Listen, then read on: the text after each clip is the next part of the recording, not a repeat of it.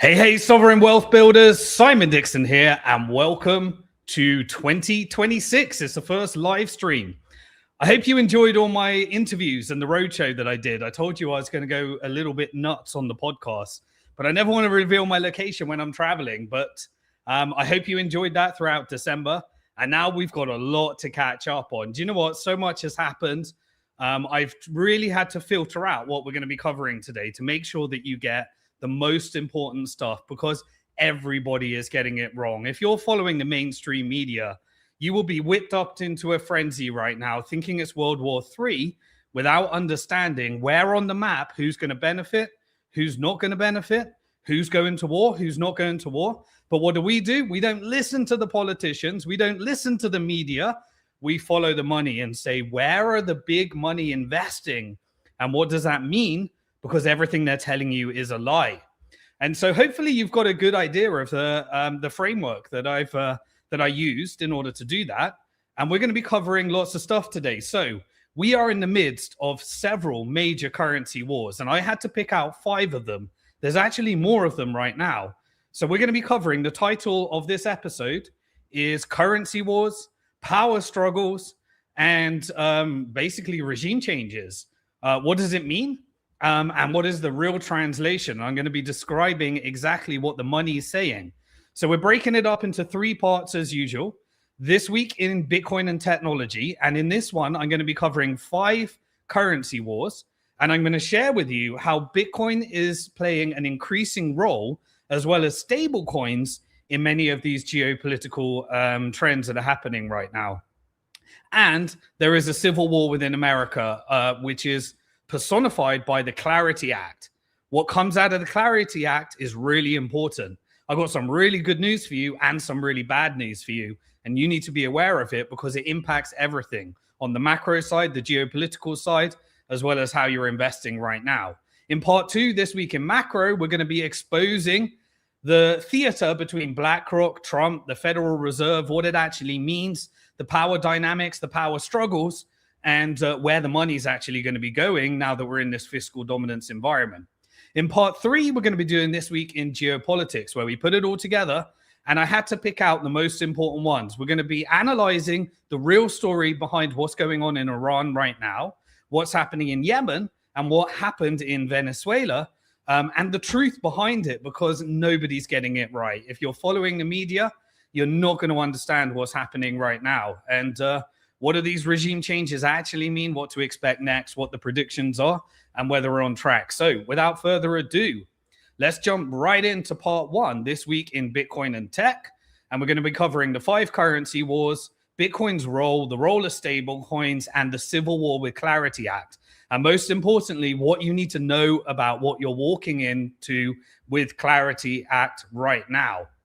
Now, firstly, what I want to say is I was completely blown away. I can't tell you how I felt over the last few days. In my X DMs, I had message after message after message from everyday normal Iranians, Venezuelans that were messaging me and saying, Simon, I've been following your content for years now. And they were completely prepared for exactly what happened in the currency war in Iran, in Venezuela. Like, you know, really, it's like you got to think about these things. We see the headline around a currency clap. Just imagine for a second, you log into your online banking and your lifetime savings is worth nothing. That's what the experience is for the average Iranians right now. And they're wondering whether they're going to be bombed or not. There's headlines that are creating, you know, all sorts of stuff right now. There's uprisings. These are not games. These are real things that affect real people. And those that had Bitcoin in self-custody were protected. And this is a real thing. And the same with the Venezuelans in these hyperinflationary cycles and these war cycles. They are designed not to change regimes or not to wage wars on the government. They're designed to inflict pain on the average person, destroy your savings, make it impossible for you to transact, make it where you can't purchase, you can't trade a normal business. That's what sanctions are. And we never put it all together. But when I was getting those direct messages from all the everyday Iranians that are caught in the middle of government policy, geopolitics, macro trends, they were fine. They were able to leave the country. Some of them could afford jets if they needed to. I know airlines are, down and up and all sorts of stuff. But even when the internet down, the ones that were fine were the ones that were running their own nodes. They could make transactions. And this is completely legal. I'm not talking about circumventing sanctions. If you are in a sanctioned country, then you can internally, engage in what's happening within your country. Now, internationally, you can't engage without the person on the other side breaching the law. But I'm just saying Bitcoin in self-custody was literally life or death for some people. And I had so many messages from people. So look, we are really switching to this multipolar world order. Everyone that's been a long-term listener on my podcast, this is no surprise. This is the execution of everything that they've been preparing for and what we've been discussing. And now what's really interesting is the role that Bitcoin and stablecoins have played. So we're going to do the 5 different currency wars. I'm going to cover what happened in Iran, what happened in Venezuela, what happened in Russia, what happened in China, and the civil war within the US around Clarity Act. So let's let's understand that Clarity Act, it maintains your ability to own Bitcoin in self-custody, but it's 100% ushering in the surveillance state and the pre-crime agenda that I've been talking about, beta tested in the UK. And Genius Act plus Clarity Act achieves everything that they want. There's a bit of a battle around it, and I'll be covering the different power dynamics in terms of what the 2 different outcomes could be. So let's jump into currency war number 1. As I said, there was a steady devaluation of the Iranian currency over time. Why? Because there's sanctions. Sanctions is what destroys currencies. And what do? It restricts the ability for people to want to purchase your currency. If you're trying to buy something within Iran and you're open to the global markets, then you take your currency and you want to buy some of the Iranian currency so that you can make a purchase within Iran. Now, if you suddenly sanction and a massive chunk of international trade is taken away from your country, then the demand for your currency crashes.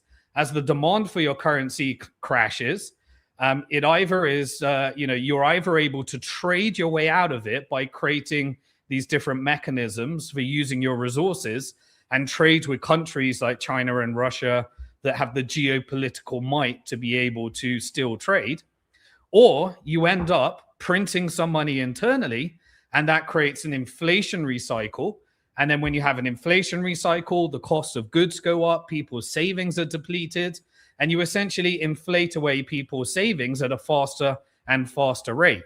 Now, you can offset some of it through creating demand for your currency by trading with other partners, which is what BRICS did. But essentially, sanctions are just a financial weapon, a mass destruction raged upon the people so that they can create the type of environment that creates so much distress, destroys savings like you had in Lebanon, where they just confiscate and shut the bank so people can't access their money, so that they can create the level of uncertainty, civil unrest, where if you don't have Bitcoin in self-custody, you can't access your resources. And what happens? The media is weaponized in order to whip up a frenzy. We're going to be covering a lot more about it in the geopolitical section. We're going to be showing CIA declassified documents of last time they did this, and you can compare it to what they did today. So what was preceding this in December, where you had the Financial Times, which is essentially a mouthpiece for the financial industrial complex? Rather than say financial industrial complex, I'll say FIC from now on.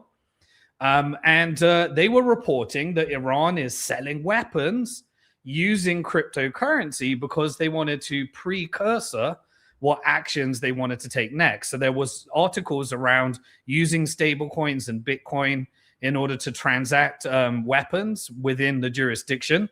And I'm not saying whether it's happening, whether it's not happening. I'm just saying that was reported. And then there was a buildup of media in order to whip people up into frenzies.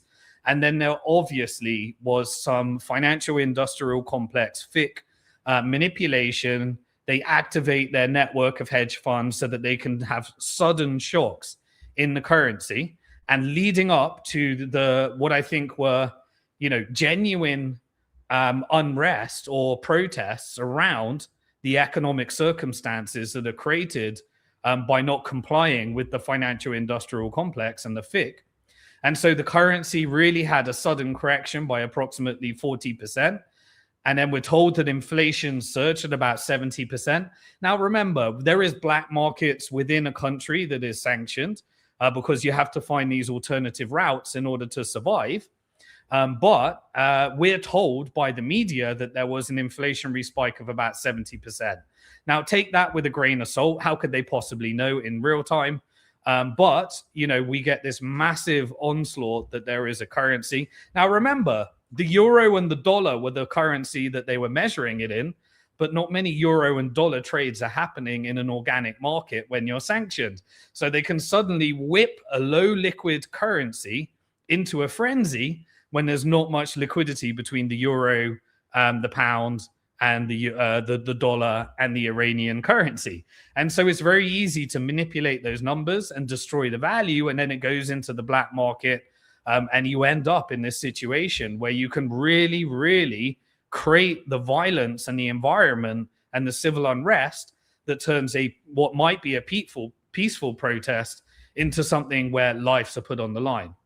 And so do we really know any of that? No, we were told by Reuters, we were told by Bloomberg, we were told by the Financial Times. Now, how do they really know? What measure are they actually using to get real-time inflation? And are they really using internal measures of the currency, given that most of the trade is happening between Russia, India, Iran, China, and these other types of things? So, beware of what we're told as well. But I'm pretty sure that the hedge funds and the FX swaps would have been utilized in order to take the ever-increasing debt situation in order to destroy everyday Iranian savings. And this pushes corruption and black markets and all the things that happen. And then you can weaponize the media in order to say, look how corrupt this government is. And then obviously when you get uprisings, and you're a militarized countries that has all sorts of covert operations, you're going to come down hard on any attempt at a covert operation to regime change. And then you can take videos, you can implant videos, you can make a frenzy, all sorts of stuff. But what does it do? It pushes and tries to perpetuate civil unrest through financial weapons of mass destruction. They kill as many people as the military industrial complex bombs as well. And they use you as useful idiots in order to perpetuate the narrative that you're being told because of the situation. Now, this isn't making excuses. Governments do all sorts of, crazy and oppressive things. That's not what I'm saying here. But you've got to understand the bigger picture to see and recognize these types of things. Now, suddenly, the country has been infiltrated by covert regime change operations, Mossad, MI6, CIA. In these operations, we've already seen from CIA declassified documents, they weaponize the media, they create media propaganda. And so if you want to create a video around, people being killed, then suddenly it goes from the sensationalized, and people are suddenly confirming 20,000 people. How could anyone possibly know whether 20,000 people have been killed? Come on, just use some common sense for a second. And people reparrot it. Social media algorithms are activated.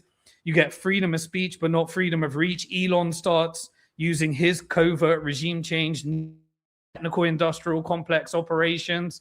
And suddenly you have the whole traditional media engaging with the social media in order to create a self-fulfilling prophecy. And of course, you need your atrocity propaganda assets. Remember, 40 beheaded babies.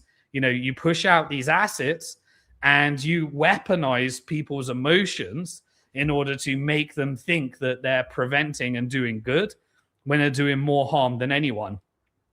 That's why I started boycotting various spaces that engage in these propaganda campaigns, because Elon Musk, clearly he relies on Pentagon budgets and as a part of the technical industrial complex, as as well as the military and financial industrial complex.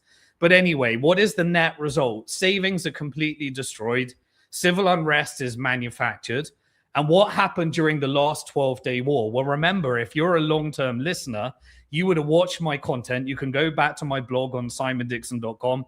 You can check the old videos on YouTube where I went through the complete financial implications of the 12-day war and what the real monetary flows were saying. But during the 12-day war, the Iranian Bitcoin exchange was hacked in order to cut off people from being able to protect themselves from Bitcoin. And the only people that were able to access their Bitcoin were the ones that held it in self-custody and weren't storing it at the exchange as well. And it was only those people that were protected. And that is the same situation right now, in these sanctioned jurisdictions. And it's only those with nodes that were running those nodes that were able to verify their own transactions. And quite frankly, the people that were messaging me, this is the difference between life and death. Now, during the last 12-day war, if you remember, we were following the hash rate of Bitcoin, and Iran engages in Bitcoin mining that was plugged in, I speculate, into some of their nuclear operations. And so I was able to tell you in advance that Iran had advance notice because it looked like there was a big drop in the hash rate, and there was the Iranian nuclear energy programs were relocating. And then suddenly later we got the whole theatrical B-2 bomb from Trump, and the whole world was saying, we're going to World War III and Netanyahu rules the world and Trump. And we had all this. And I was saying, no, this is theatrical theater. And I'll go more into that in the geopolitical section. I want to keep it on the currency side right now. But during the last 12-day war, we had that massive crash in the Bitcoin hash rate, and then it came back online. Now, to be fair, it did coincide with a blackout in Texas as well. So it may just be coincidence, but I think it was a good leading indicator when you follow the money to know that Iran already knew what was happening. And we're getting the same right now. Now, I'm going to park it there. I just wanted to talk about that there is, and I'll be covering a lot more about how to recognize the operation, what the outcome of the operation will be, and I'll do that in part 3. So now I want to cover currency war number 2, which was Venezuela. And so for anyone that was following, can you believe it? It's 2026, and we've already, just a few weeks ago, we had the literal kidnapping of the leader of Venezuela. And that happened on the 5th of January, 2025. Immediately, I was covering on previous episodes, following the money, explaining how the drug trafficking routes are, explaining the geopolitical section and how the global south is going to be targeted. Everyone from my community was 100% prepared. They know that the EU and Latin America are going to be the victims of the military industrial complex and various operations as we shrink America into a regional power, as all of the financial industrial complex. And we'll cover more about that in the macro sections.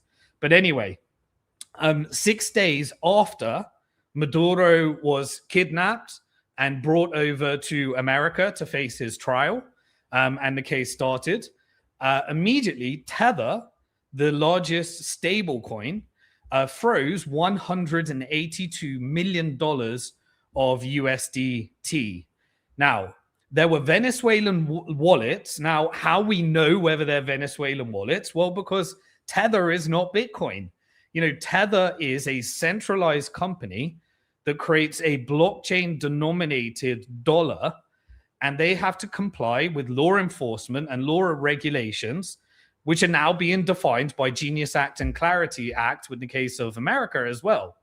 And so obviously, I've always been saying Bitcoin and self-custody, stable coins, as we've covered in previous episodes, there's completely different. When people talk about central bank digital currencies competing with Bitcoin, completely different use cases. Anyway, what is the implication of this? Let's really think through this, follow the money and think about the implications. So firstly, there was no court order.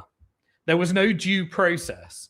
And so you can suspend and call up Tether and get them to freeze Tether based upon without any type of court order, with no documentations, play, international law. There was no swift coordination. You don't need to get a subpoena. You don't need to have records to the bank transactions. You don't need to get SWIFT in order to go through their due process or anything. There's no international law or processes that were followed, as far as I can tell. You just literally have one request, call up Tether, co-opt them into the financial industrial complex. And as long as one company cooperates, you've got all of the blockchain records and everything that happened there. And I've always said this is why, blockchain versions of dollars are about ushering in the surveillance state. You start with the big easy wins that people cheer on, and then you slowly bring it back onto your own people, integrate it with Elon's social credit score, with Palantir's surveillance state, and slowly but surely you manufacture civil unrest in your own country, and then you have the justification for the digital ID, and then you print the stable coin and you fully privatize that and integrate it into the deep state as a tool for surveillance and control. That's why the only legislation you've had under the Trump administration was firstly Genius and potentially Clarity right now, which was all about building the surveillance state under the guise of crypto, which is different to Bitcoin and self-custody. So what was happening in Venezuela anyway? So we are told anyway from people that did that looked at the transactions. If you remember, in the past, I covered how there was an oil-backed shitcoin that was launched called the Petro, and there was all sorts of scandalous transactions. I covered that years ago. I think it was like 2017 or something when that came out. But in the end, it appears that Venezuela was doing oil to Tether trades. So they were selling oil and settling in dollars using USDT, and they were building up their USDT reserves, part of which were confiscated. And so basically, what you're realizing here is that rather than enforcing sanctions, you co-opt Tether using law enforcement, you allow them to exist as long as they create those blockchain records of the transactions, and then you push Venezuela into still using the dollar by destroying their currency into hyperinflationary cycles. In the geopolitical section, we'll go how they did that using oil in these covert operations. But basically, you pushed Venezuela off their local currency and onto dollar rails, but this time via Tether. So instead, about 80% of all of the settlement, apparently, from the data that we've analyzed, was being done in the stablecoin USDT. Now, what's interesting, think about that. Follow the money. You allow these networks to persist. You want them to use Tether. And what happens? What is every Tether? As more money comes into the system, as you use more Tether, is backed by US government debt. And so that was $135 billion worth of US treasuries. Some of it is backed by other assets, but essentially you're perpetuating government debt, and you're allowing these transactions to persist so that when you need to, you can freeze them and you can build the capacity into the smart contract, which is what was covered in Clarity. It was about making sure that you have freeze functions into these transactions, and what was done in Genius Act as well. So essentially, sanctions weren't driving Venezuela away from the dollar. It was driving Venezuela into the dollar and into these different types of infrastructure, while they get to roll over their debt using the sanctions, and they get to perpetuate some dollar dominance in the region that they want to control. And this is why I've always said the dollar didn't naturally become world reserve currency. The proof of weapons network was enforced by death, destruction, covert operations, settler colonialism, genocide, and has always been backed by forcing and installing dictators in order to make sure that the dollar is inflicted and you destroy people's savings so they print currencies. And this was always the tactic of the British Empire, and now was done through the American Empire. So anyway, those transactions were allowed. The harder, America sanctioned Venezuela, the more you could push Venezuela into these types of dollars, because you can weaken the currency that then creates the hyperinflationary cycle. They then print more, And that forces into this dollar dependency. And so what do you need in order to do that? Well, you regime change and you install a dictator where you can weaponize the media as if you're enemies, while in the meantime, you're just essentially destroying all the wealth of the Venezuelan people. And at the same time, you're doing it with US dollar money printing, which creates inflation, perpetuates wealth inequality. And within America, the rich get richer and the poor get poorer, who have foresight around what stocks benefit from this. This is the K-shaped economy and the confiscation of wealth. Now, when you have 3% inflation in America, you probably have 300% or 3,000% or 30,000% inflation in Venezuela, and the hedge funds are weaponized in order to destroy the people's savings and make sure that it gets lent back to the US government to prop up the network. That's because you've got to roll over the Ponzi scheme, roll over the debt cycle. Now, every single transaction is recorded on a public blockchain. And the Genius Act basically now makes this mandatory. The Genius Act is the legislation that was passed that makes it mandatory that every single transaction is done in this way, published on a blockchain. And then you have things like the travel rule in the Bank Secrecy Act as you bring stablecoins into this regulatory structure. It's done in the guise of cracking down on terrorism. It's more about making sure that the terrorism goes into the deep state and props up the dollar because it's backed by death, destruction, human trafficking, weapons trafficking, drug trafficking, and everything else. And so every compliant stablecoin issuer must have a kill switch so that they can do the same thing.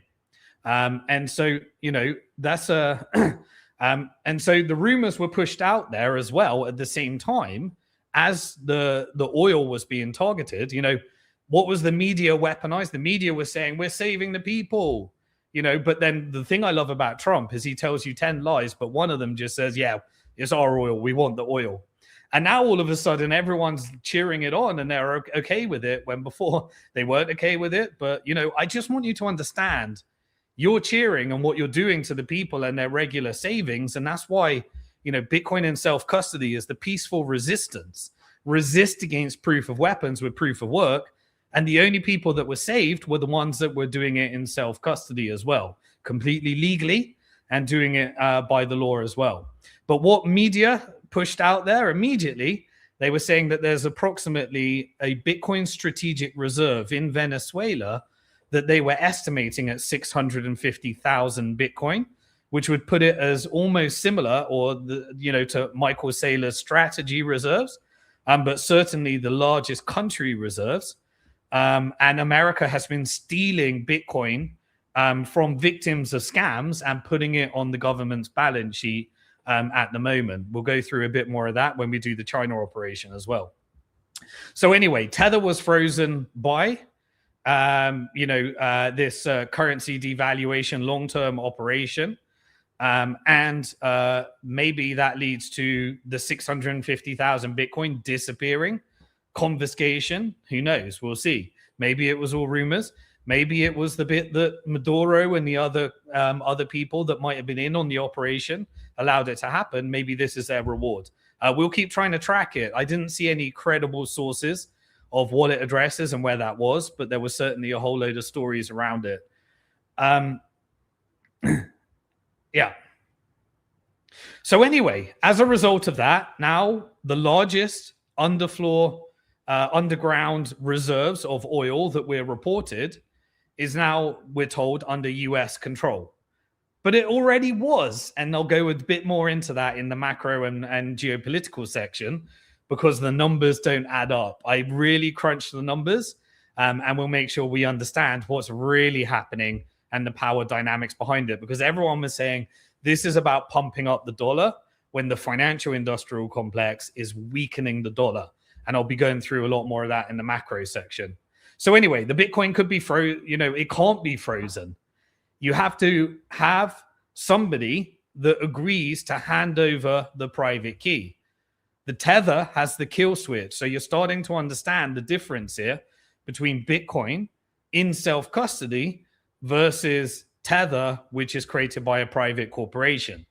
And now you understand the difference with all the different other cryptocurrencies and why they're releasing regulations in order to enforce this upon the ones that just people pretend they compete with Bitcoin, but they're essentially, very different. We covered that already with proof of stake. But anyway, what is the end result of this? Countries learn that they need Bitcoin's sovereign strategic wealth. Now, at the moment, El Salvador is in a bit of a battle between the technical industrial complex, its relationship. It's in the region. Everyone in Latin America has to bow down to these, this IMF agenda and this dollarization.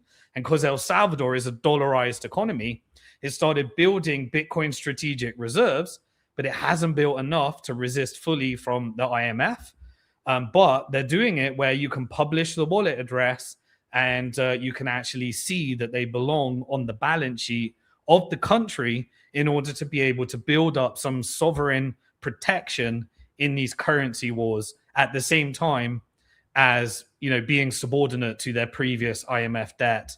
And obviously dollarization means that you have to bow down to being a tool for propping up the dollar until they don't want to prop up the dollar, which is the slow hedging that we're seeing right now that we'll be covering as well.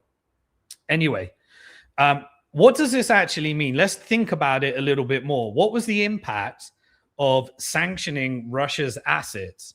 Well, it moved towards de-dollarization. So let's think about this. Maybe you get Tether and stablecoin penetration through forced regional stability, and maybe the operation is to destroy everybody's wealth in Central South America, Latin America, Europe, create these cycles, and they push everyone in Europe onto a central bank digital currency and the UK, but they penetrate dollar dependency across Latin and Central America through these stable coins. Now, everybody else will say, right, we will not allow stable coins to penetrate because of what we just saw happening in Venezuela. And so you get everyone else saying, rejecting the use of dollar stable coins in their country, as long as they're able to resist the military industrial complex and the financial weapons of mass destruction as we enter into this multipolar world order. And so I think we're going to see European central bank digital currencies and surveillance state. We're going to see deep integration between AI, social credit scores, and the privatization of the profits of the US debt through penetration of stable coins as America becomes a regional power, but a weakening of the dollar, as we'll be covering in the macro section as well, so that it doesn't get global penetration as they'll be pushing. And Scott Bessent is kind of pushing out there as a way of ensuring dollar dominance when they need to weaken the dollar because of the geopolitical and financial macro trends that are happening right now. So anyway, this could have the same impact as what the Russian central bank seizure had, where it accelerates de-dollarization, but pushes everyone into dollars in the region. And so really, stable coins can be used by the financial industrial complex, which is why Genius Act and clarity becomes so important. And we'll be covering that in a bit, in order to make sure that they can control these rails and integrate monetary policy by enforcing, interest rates and various other things into the stable coins, as long as the banks can maintain control. But they don't want the technical companies and the competition to do that, which is why there was so much lobbying effort put into Clarity Act right now. They must roll over the US debt, but at the same time, they want to sacrifice the dollar. And so they need to make sure they can algorithmically control the dollar. And then they can use Central and South America to hyperinflate their currencies, replace it with stable coins, and destroy people's wealth. And you as an individual, you need to make sure you're protecting yourself, because the Venezuelans that were contacting me, that were buying a bit more Bitcoin, learning self-custody, running their own nodes, they were chillax and they were trying to figure out what this means for them as well. The debt must roll over. So that was currency war number 2. We got a lot to cover here today. Currency war number 3 was the one in Ukraine. Now, I'm not sure if this one was true, but remember, there was media pushed out there in order to push out a narrative round about the December period. And so, you know, the propaganda was kind of saying that we're moving towards peace with Ukraine. Everybody that's been a long-term listener, you know that's the negotiation as the military exits the Middle East and focuses on defense rather than forever war and destabilization. They need to make up for less revenue, and Europe was where they're going to make up for it, and Latin American operations as well.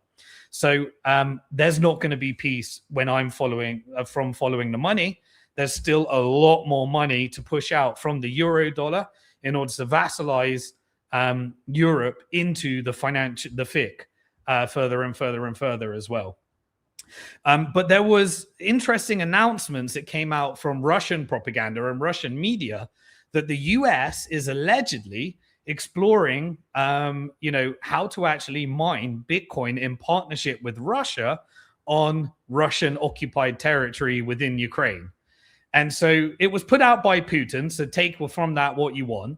But he was essentially saying that the US and Russia in the negotiations over the resources, because my prediction is that this was a war between the US financial industrial complex and Europe, where Ukraine would be sacrificed for military profits over to Russia, and BlackRock would collateralize all the resources and the land, while they strategically weaken Europe and create, destroy the economy while they pick up all the distressed assets afterwards. But anyway, the news was put out there that Russia is going to control the nuclear power, one of the biggest nuclear power plants in Europe on occupied territory that they currently control right now. And what were they going to be doing? They were negotiating a deal with the US financial industrial complex. And what is Trump doing? Trump was doing a partnership in order to build out the Trump family's US Bitcoin mining operations. And so they did a reverse merger into that through Trump's Donald Trump and Eric Trump, Donald Trump Jr., and Eric Trump. And I'm not sure if that's going to be the company, but I'll keep following the money because we've been seeing through World Liberty Financial, Steve Witkoff, the mob, the ex-mob boss, the ex-mob member in New York is essentially a shareholder in World Liberty Financial. And they were doing those deals that led to the pardon of CZ and various other things that we covered as well. But including basically, they're going to be using the nuclear power plant to mine Bitcoin, allegedly. And so while these occupied territories and nuclear power plants, it looks like they're going to be able to undercut significant Bitcoin mining, cheaper electricity. And that was beta tested via a US public company called TerraWolf in the US. Now, it doesn't scale because there's not many nuclear power plants, but apparently this is the largest one in Europe. And they're looking at putting it to use for Bitcoin mining as a partnership between Russia and US. And this kind of falls in line with the national security policy that was put out there, where US, China, and Russia were building those rails as a result of a recognition that they've obviously been watching Hard Talk, Simon Dixon Hard Talk, and know that we're moving to a multipolar world. That's somewhat of a joke, but I was getting the people ready because I was following the money, and they were obviously preparing for these types of things as well. But anyway, the statement was attributed to Putin in Russian media. The media outlet was called, pardon my Russian, English translation of Russian, Kommersant, probably butchered that name. And it was echoed by international financial and crypto media. So somebody in the financial industrial complex that has control over the media was able to echo that afterwards as well. But there was no public confirmation from the US government or anything as well. But, you know, this is, again, how Bitcoin in a multipolar world is being a negotiation tool. And I think it's going to be used more and more in these ways as negotiation tools, which essentially moves it closer and closer to an asset that glues together digital connections, like a neo gold standard. It's not a gold standard, but more and more currency wars are being negotiated with Bitcoin as well. And so, you know, this nuclear power plant was seized by Russia in the power grid. Oh, hold on a sec. Give me a second. I'm just going to have to charge. This is how long it's been since I've gone live. I'm going to have to charge my mouse pad. Just while we're doing that, could you do me a favor? If you're enjoying this content, if you think it's unique, please like, please share on YouTube. Please put some comments below of what you think. And my mouse is back now that I'm plugged in. And let's make sure I'm able to do that as well. Okay, great. Okay, that's how you know we're live anyway. Please do like and share. Right. So this is essentially how you can use the grid, which is what's been done a lot, to utilize energy that is not functional. So Bitcoin mining across Africa, across Texas, across various other global South regions is now being used in order to deploy wasted energy that otherwise would have been thrown away, test new technology to deploy nuclear power plants, plug it in with Bitcoin mining, and across Africa, people are repurposing it in order to take the heat that's generated from this Bitcoin mining and repurpose that and utilize it, as you're seeing people heat their houses and their swimming pools using Bitcoin mining. And so it's actually really generating a lot of innovation around renewable energy, clean use of energy as well, as long as you can get the cheapest form of energy, and nuclear is one of those as well. And that obviously plays into the use of nuclear energy for artificial intelligence. As I've always been preparing you for years and years and years, these wars are about AI and robotics and utilizing energy, semiconductor chips and everything as well. And so Bitcoin mining is increasingly being used as a geopolitical negotiation. And hopefully this can help move some of these negotiations towards. It kind of reminds me, you know, a little bit of, if you've read the book Tower of Babel, that goes through Bank for International Settlements during World War II, when Hitler was invading additional countries like Czechoslovakia, he would contact the Bank for International Settlements that had the same leadership in the Federal Reserve and the German Reichsbank. The brothers, the Warburg brothers, were in the Federal Reserve and the German Reichsbank.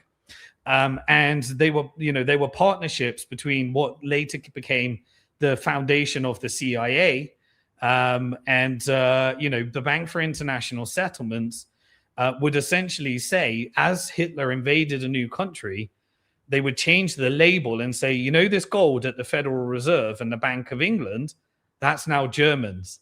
And so Hitler would literally be propping up the currency by invading country, taking gold.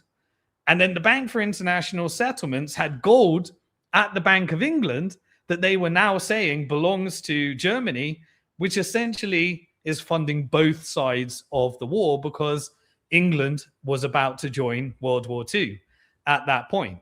And so it shows you that all wars are banksters' war. But anyway, isn't it interesting that now essentially you're getting these invasions by US empire and the Russian imperial powers that are now confiscating assets in order to strategically use Bitcoin mining and Bitcoin strategic reserves, just like a digital scarce asset the gold was at the time. But the difference here is that you have a blockchain rather than having to co-opt the Bank for International Settlements into changing the ownership at the Bank of England, the Swiss Central Bank, and the Federal Reserve, which solves the custody issue. And maybe when we can track these things on blockchains, we have a neo way of preventing these types of invasions and transfers of wealth. Who knows? We had currency war number 4. And this one was around a Colombian scam that I've been covering on Bitcoin Hard Talk. And China essentially, is going to be taking the scammers that managed to scam people out of 127,000 Bitcoin. The arrests were made in using in America. The Bitcoin was seized, added to the Department of Justice, added it to the Bitcoin Strategic Reserve in America. And now they're in a battle because China wanted to give it back to the victims, allegedly. And America wants to keep it for itself and confiscate it rather than giving it back to the victims. And because these people didn't own Bitcoin in self-custody, and instead were trying to optimize their Bitcoin and convert it into crypto shitcoins and altcoins and scams and leverage and leaving it in these centralized parties, they now have given a donation of their Bitcoin to the US government as part of the Bitcoin strategic reserves. So this crypto Bitcoin scammer, he's basically a kingpin, and maybe we'll cover more about it in future episodes, but his name is Shen Zi, and he was arrested by the Cambodian forces, and he will be handed over to the Chinese authorities. And Chinese authorities, they don't mess around. This may be capital punishment. You never know. You may get the death penalty. But the American government is probably negotiating in these trade wars with China around what is going to happen with those Bitcoin strategic reserves. Are the victims going to get it? Or is America going to do what it did with Bitfinex? Hack the exchange. I'm not saying they were involved in the hack, but the hack happened. They were meant to come back to the Bitfinex shareholders. And instead, the Department of Justice puts it on the US government balance sheet rather than giving it back to how it was legally meant to be as per the Department of Justice case as well. So anyway, US has added those 127,000 Bitcoins that belong to people that were victims and got scammed, and they're not returning them. And in April, we'll be having this big meeting between Trump and Xi Jinping, where it will be announcing essentially what I already said, I think, was going to happen on April the 2nd, Dollar Liberation Day, where China had already won the trade war. America wanted to save face, so they reset the world order by launching these tariff policies, which drove everyone towards China and drove everyone into being bankrupted into these large multinational corporations, because essentially it's a tax on small business within an importing country like America. Anyway, that's currency war number 4. We got 2 more currency wars. In fact, we got 1 more currency war, but it's more of a civil war within America, and deconstructing the Clarity Act and the implications. Good news and bad news. So let's go into basically Clarity Act was released as a markup.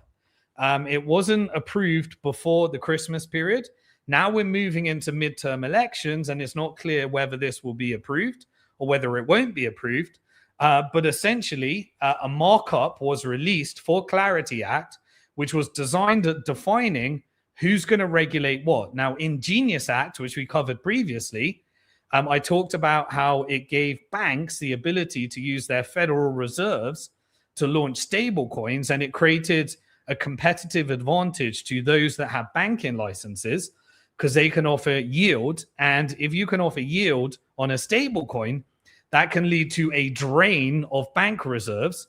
I covered this many, many times. This is why I got involved in Bitcoin in the first place, because I tried to launch a bank, a full reserve bank in England, and it just couldn't be done, because the biggest risk to fractional reserve banking is superior full reserve banking. And imagine if a stable coin can pay yield, then now all of a sudden you could get a drain in the banking system. And so the banks want to make sure they control that as well. I think I was the first years ago to tell everyone this is what you got to look out for. And now it's being debated at the highest levels of lobbies as well. Right, now here's the good news. Here's the really good news. Clarity Act, and despite people were saying it on social media, they don't know what they're talking about. it doesn't kill self-custody. In fact, within Clarity Act, if this passed, it specifically creates a carve-out for self-custody of certain assets.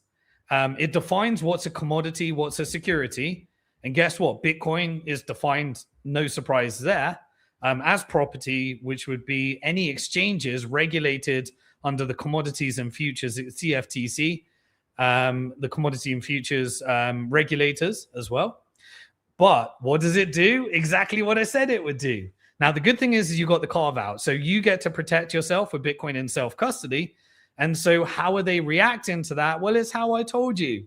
I did an interview on what Bitcoin did. And the interview after that was Michael Saylor.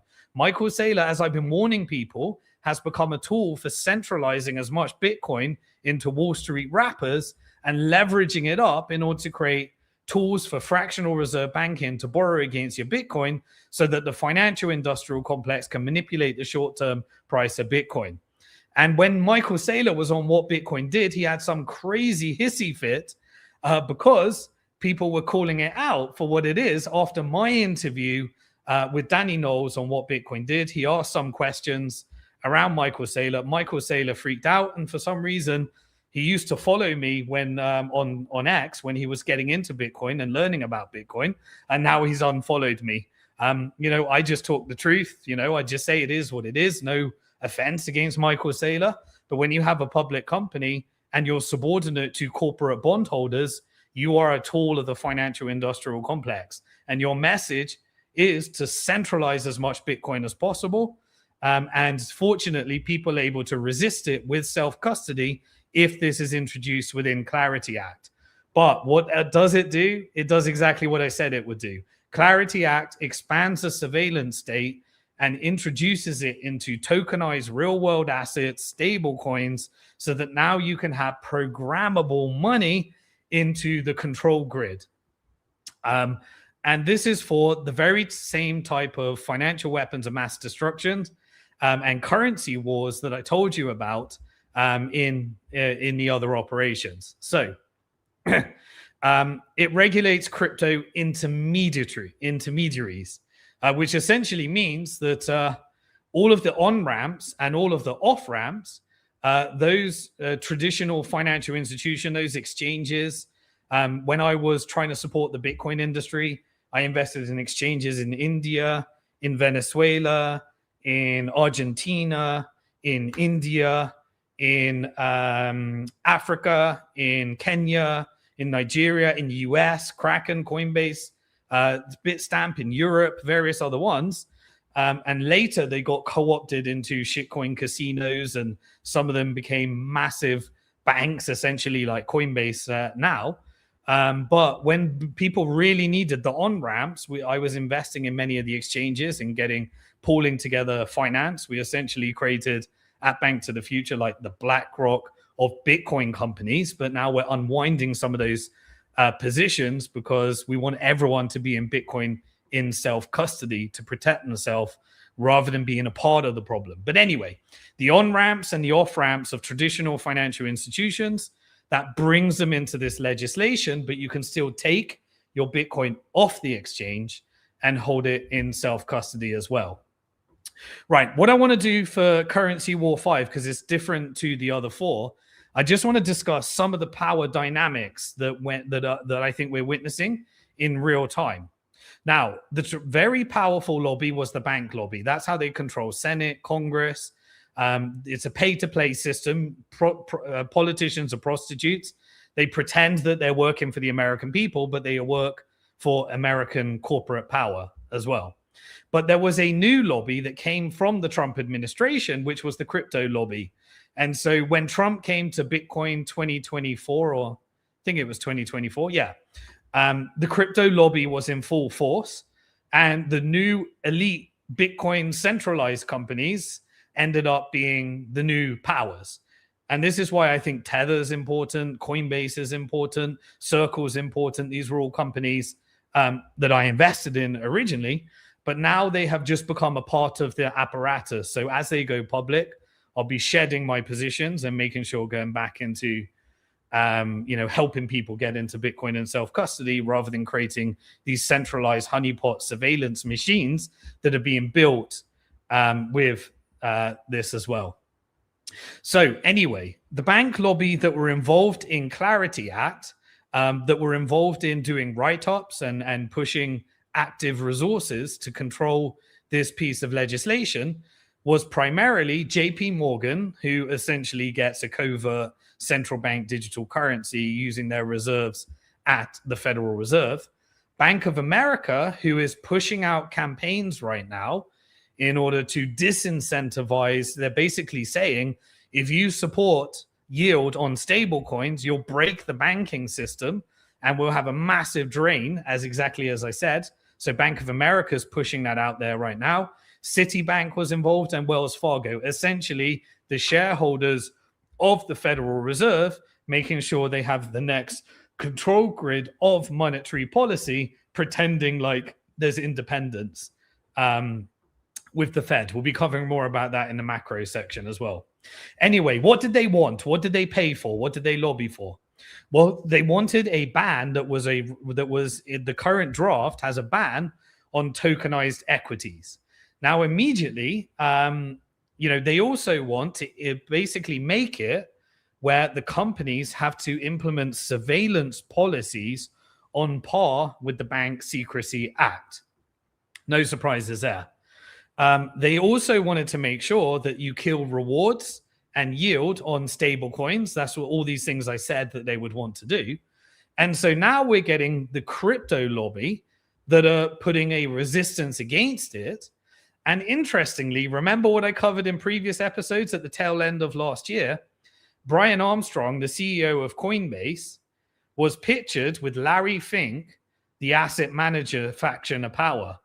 And so the asset managers, Larry Fink, they are, through their ETFs, the largest shareholders in many of the banks. But the banks get to create the dollar. And so the banks, and including JP Morgan and Chase, have significant power. But one of the largest shareholders is the asset managers. So there's somewhat of a power struggle because the traditional tools of bank power are being morphed into the technical industrial complex TIC, while they integrate with tools like social credit scores, cybersecurity, social credit scores of neo-military industrial complex financial weapons of mass destruction. So you're getting this convergence between powers, which I believe is being managed by BlackRock as the major money manager in the US. So I think you saw the crypto lobby partner with the asset manager lobby, exerting influence against the banking lobby as well. So, as I said, it's not an organized cabal. It is a ruthless power struggle based upon co-opting politicians to drive more of the US debt into your share price and your assets so that the FIC can control all of the entrepreneurs by giving them access to capital and controlling politicians. That's what we call a democracy. That's why I say that the FIC is in charge as well. Anyway, so I think I'm reading by following the money, and I'll continue to cover this, a partnership between Larry Fink, BlackRock, the asset managers, the crypto lobby. What do they want? Well, they want to tokenize everything. They want to pay stablecoin yield, and they want more power to the Commodities and Futures Trading Commission, CFTC, as their co-opted regulator, rather than the SEC that is more in line with the banking lobby historically as well. So the CFTC, I think, are more in line with crypto lobby, asset managers, and the SEC is more in line with the banks. And so we're getting that reflected in this legislation. Now, why do the crypto lobby and the asset managers prefer to work with the CFTC, the Commodities and Futures Regulator, rather than the SEC, which is the Securities Regulator?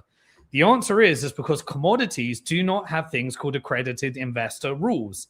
They want everybody to own these assets because the long-term goal of BlackRock, Larry Fink, who's now on the board of the World Economic Forum, is that you will own nothing and be happy, and they want to be the custodians while they tokenize everything. So you get a shitcoin representation of a real asset, and they hold the asset for you so they can lever it up and use your asset to give them more power in the way that they did with all of these ETFs and every other things as well.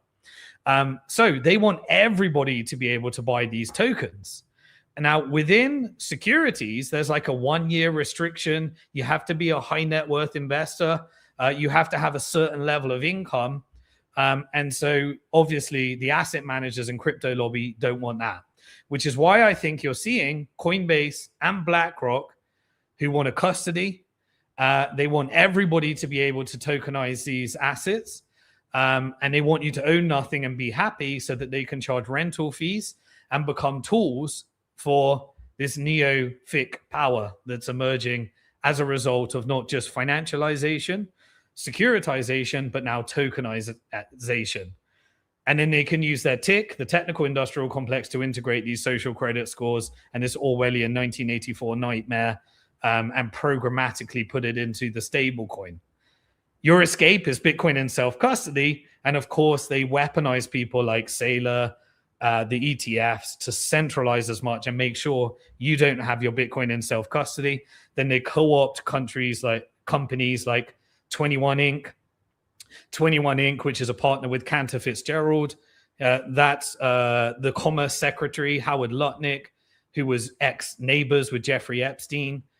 He handed over, when he started to get the government role, the partnership with Trump in World Liberty Financial and Cantor, and started getting everyone to build these Bitcoin treasury companies so that he could partner with Tether, bring in that other faction of power, which was involved in the other currency wars, into this Cantor Fitzgerald type of company. And what did they launch? 21 Inc., a partnership between Jack Mallers as CEO, SoftBank, which is Japan asset managers, and Tether, and then you have an integration into, Bitcoin treasury companies are no longer trading at a premium to the Bitcoin that they hold. And so Jack comes out and said, yeah, we're switching our business model. We're going to build essentially the way for you to borrow against your Bitcoin. And so now you have another node in the control network and the control grid, trying to get everyone to custody their Bitcoin, borrow against it, mine some fiat currency. Cantor and various other nodes provide the loans, and they can get the interest rate down because they're essentially discount brokers that can roll over and buy the debt of the Federal Reserve as Trump's trying to push down the interest rate to roll over the debt. So anyway, they want to leverage your assets. That's the name of the game. And they want you to collateralize your assets. They want to borrow against it. And so what happened? Well, within this civil war, within the power dynamics right now, on the 15th of January, 2025, we had the mock-up released. Now, this is really interesting. Coinbase came out on X through Brian Armstrong and withdrew their support for Clarity, leveraging their position to try and get some change. Now, either we are to believe that the crypto lobby is more powerful than the banking lobby, or the crypto lobby has partnered with real power like the asset managers and BlackRock and Larry Fink. Now, when they withdrew their support, a couple of companies we invested in early, Coinbase and Robinhood, immediately their share price corrected on the news. I can't remember exactly what happened. Things are moving so fast. I think they were down 9 to 10% on the day. And then all of the other exchanges, like some of the other ones we invested in, like Kraken and others, and Circle, they wanted to stay on track. And so we got this kind of resistance against it, support the act. But how did Coinbase get so much power where immediately the Senate Banking Committee decided that they would postpone, and the session was completely postponed based upon Coinbase publicly withdrawing? Remember what I say? Social media is co-opted by power in order to push freedom of speech, not freedom of reach, for power as well. And we're just the useful idiots pushing up the algorithms. Anyway, The crypto lobby, the banking lobby, and the asset manager lobbies, I believe that they are all involved in intense negotiations. And we will see what exactly happens.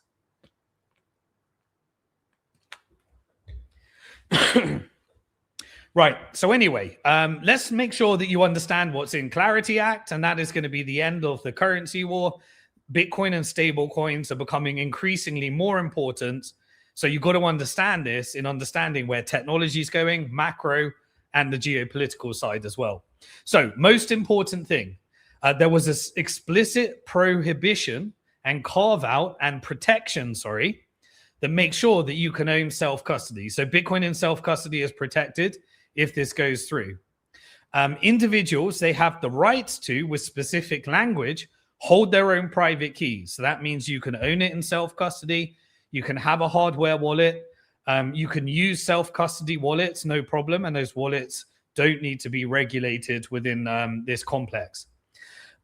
You can transact peer-to-peer without having to be registered as a money transmitter. You don't have to use intermediaries when you transact. So that means all of the properties of Bitcoin are being protected. Why? Remember what I said. They want to psyop you into custodying their Bitcoin to give the FIC more power, but they also want the exit off ramps because they want to self-custody when they want to be able to escape with their Bitcoin in self-custody, which provides a degree of protection. So Bitcoin in self-custody is safe, but it doesn't mean that they won't try and incentivize you to hold it with them so that you're not sovereign and they can use that power as well. So you don't need to worry about it. But if you're a shitcoiner and an altcoiner, you need to be worried because there is impact. Essentially, there are disclosure requirements for all of the token issuers, all of the vendors that want to launch shitcoins, which are centralized money printing combined into tokenized assets. They have to disclose all of their source code. They have to have systems and show transaction history, and then make sure that they're, when doing these offerings, that everybody's verified as well.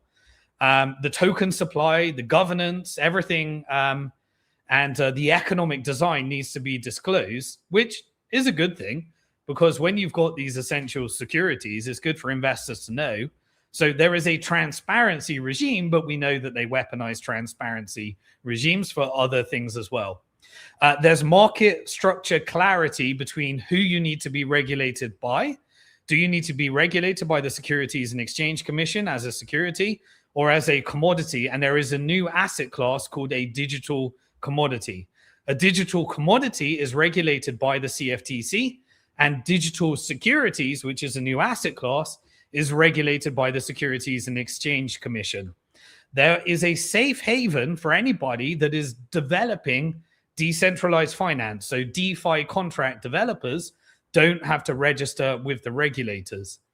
Now, you're not penalized and asked to be regulated solely for writing and publishing any DeFi code. So there are protections for that. If you are maintaining different protocols, you don't need to be registered. If you're running nodes, very, very important. If you're running any type of oracles in proof of stake networks, if you're developing any front-end interfaces to run these nodes, then you're not regulated as well. So we get Bitcoin protection in self-custody and running Bitcoin nodes protected in self-custody if this goes through. But obviously there is anti-fraud and, still anti-fraud. If people rip people up, rip people off, then it goes to fraud legislation. And all of those laws still apply as well. Interestingly, it gave some power to BlackRock and the various other ETF providers, saying that the ones that are digital commodities are defined by those companies that already had ETFs by the time this actually came out and this markup came out, which has already passed. And so the currencies that already had ETFs were put into this protected class, Bitcoin, ETH, and various other shitcoins. But the ones that weren't, that didn't have ETFs, maybe like Cardano or something like that, then they need to apply and register under this as well. So it gave the power to the ETF providers to kind of provide some of these exemptions as well. And so, that's neo-privatized power to BlackRock to determine, depending on how the end draft legislation actually comes out. It did say if you're a crypto intermediary, you need to register. This includes digital asset exchanges, crypto exchanges, broker dealers that want to offer cryptocurrencies to their clients. They need to be registered entities, and they need to apply anti-money laundering, Bank Secrecy Act programs. No surprise there. Know your customer registrations.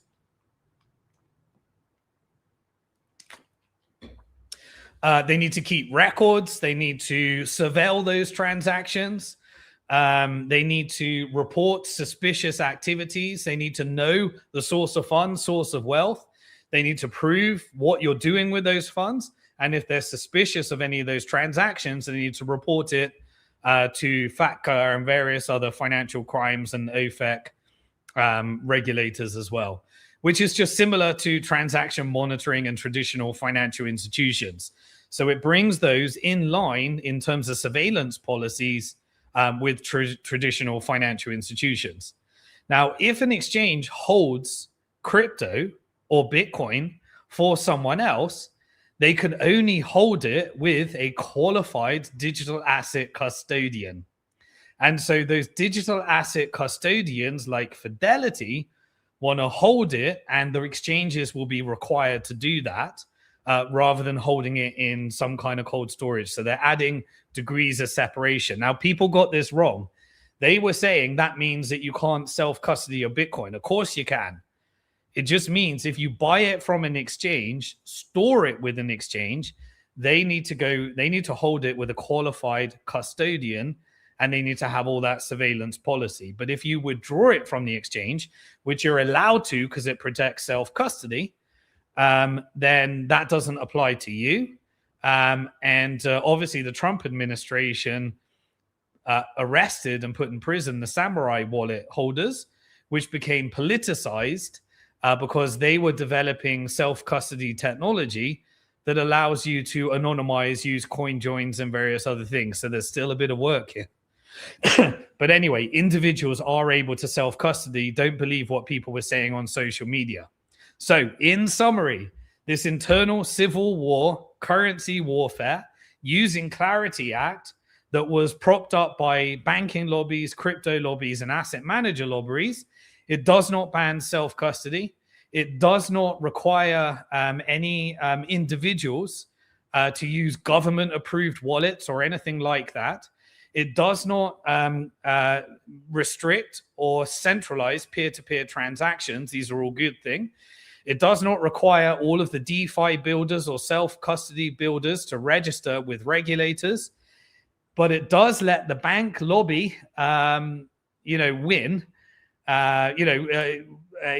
terms of that's the battle that is happening right now. So I'll keep covering on these episodes whether the bank lobby wins, whether the crypto lobby wins, and how the asset managers are integrated into that.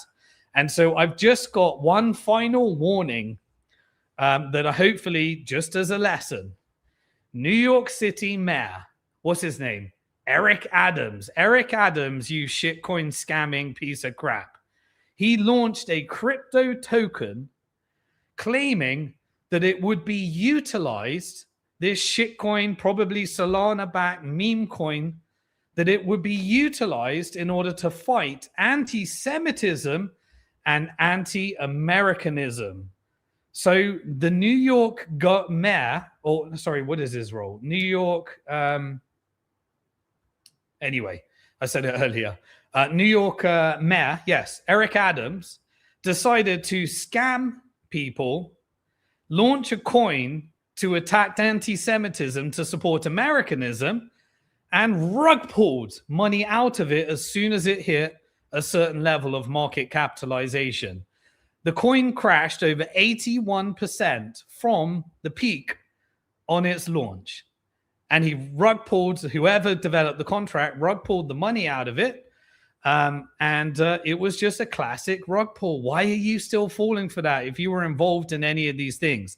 This is degenerate gambling by scammers. Basically, what Trump did prior to becoming prime minister, launching his meme coin to drain out all of the liquidity, and the price has done nothing but go down since. And then he utilizes it for corrupt trades. So look, this is the whole story of me telling you, guess what? Congratulations, the simple things are protected. Boycott the system by owning Bitcoin in self-custody and don't be a part of it and any of this stuff. Build your own sovereign Bitcoin strategic reserve so that you don't have to figure out and be involved in any of these corrupt regimes and fighting governments and in Chapter 11 and rug pull. Avoid all leverage. You don't want to be an idiot mining fiat currency to give more power to BlackRock and Cantors and all the financial terrorists. Avoid loans, avoid shitcoins, avoid trading, avoid leverage, avoid degenerate gambling, and just own more Bitcoin this month than last month, and eventually learn how to self-custody it, how to run a node. You'll be fine, whatever regime you're in.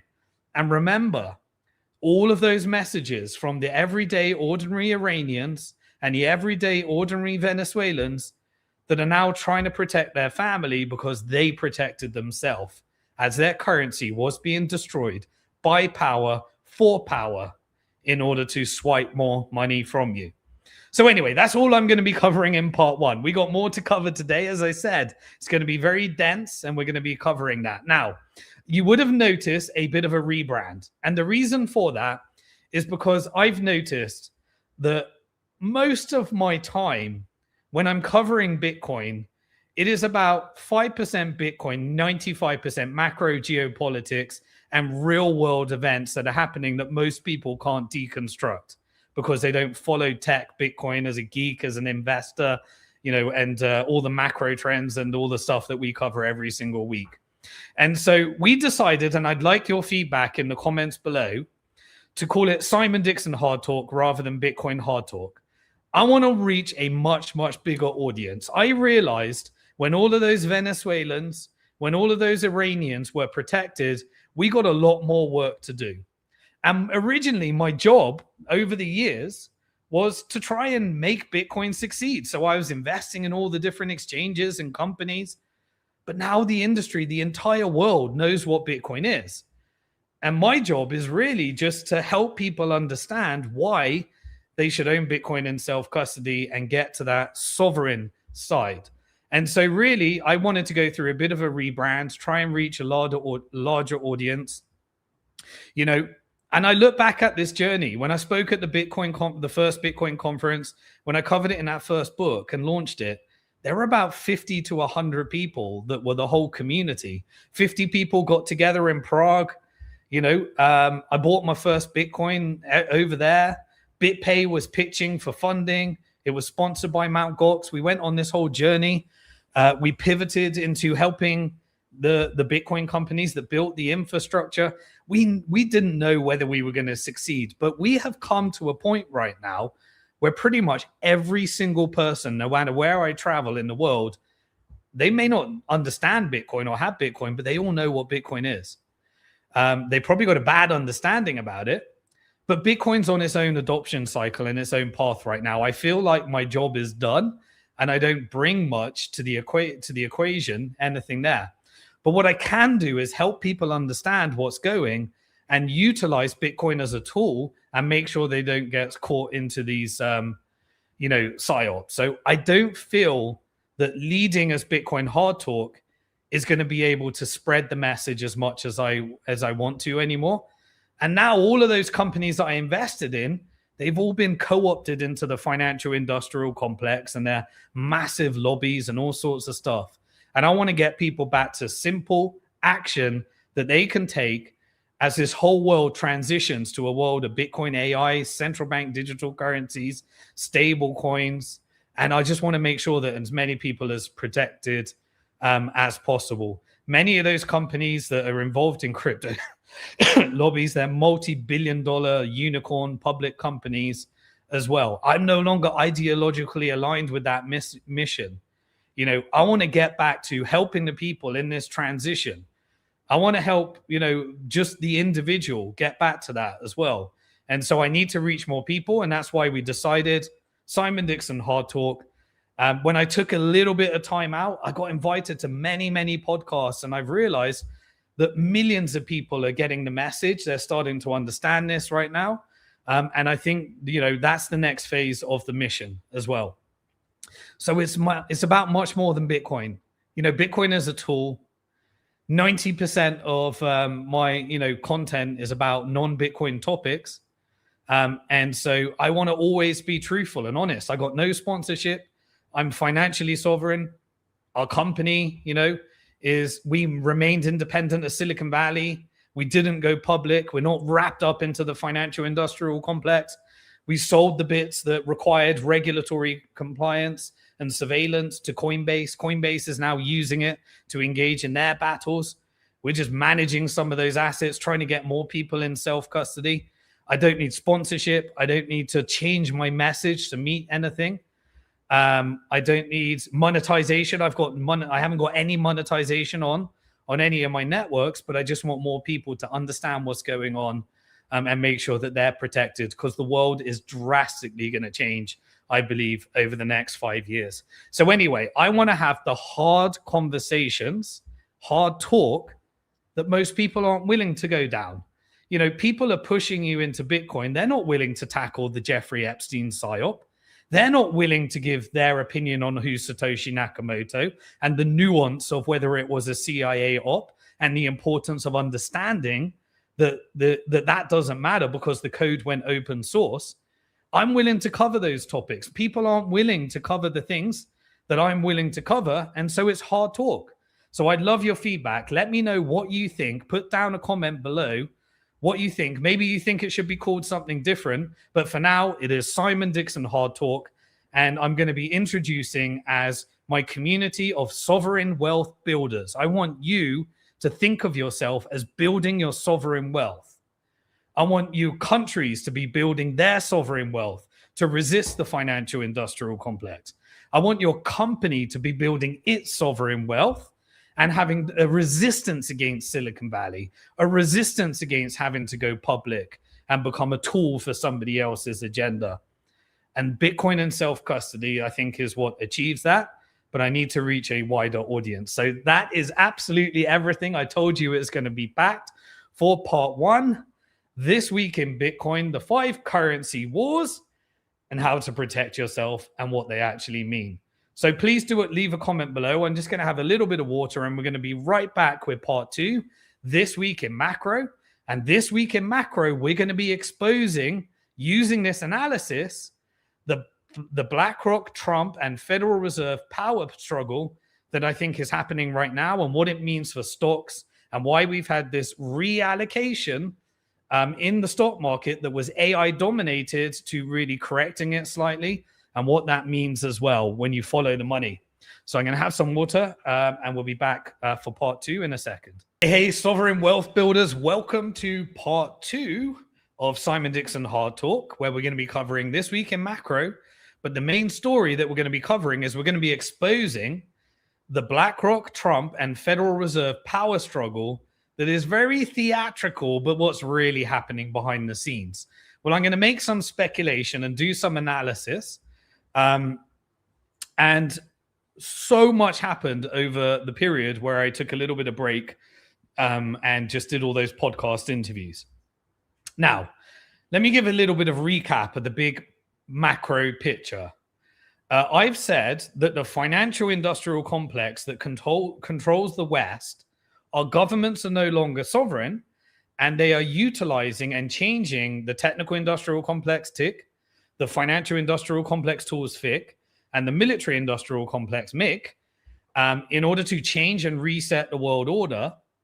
And in order to do that, there is a strategic weakening of the dollar to change the capital flows globally into a world of multipolar world orders based upon the rise of China.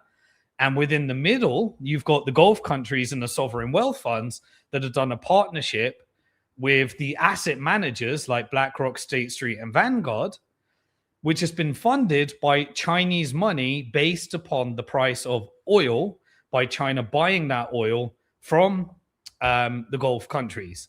That is the new transnational capital flow of power that I believe is operating and controls many of the subordinate power structures. And in order to manage that transition, the dollar is a very powerful tool for the FIC. But they are partnering and doing deals with other powers that requires everyone being broken into their regional power. So in order to manage this transition, you need to roll over the debt and do fiscal dominance, where the Trump administration prints or creates as much money as possible and reallocates it into pumping up the stock market. And so you're getting these corrupt deals that are allocated by lobby and compliance to make sure that they get the money. Now, a chunk of that money was allocated into military industrial complex. The budget was announced. It's going up from $1 trillion to $1.5 trillion that Trump wants to increase, as long as the executives comply, because there was pushes out there that we're coming after your bonuses and stop buybacks. No. That's just a way of saying, here's more money if you can innovate further, because something's changing with the military industrial complex.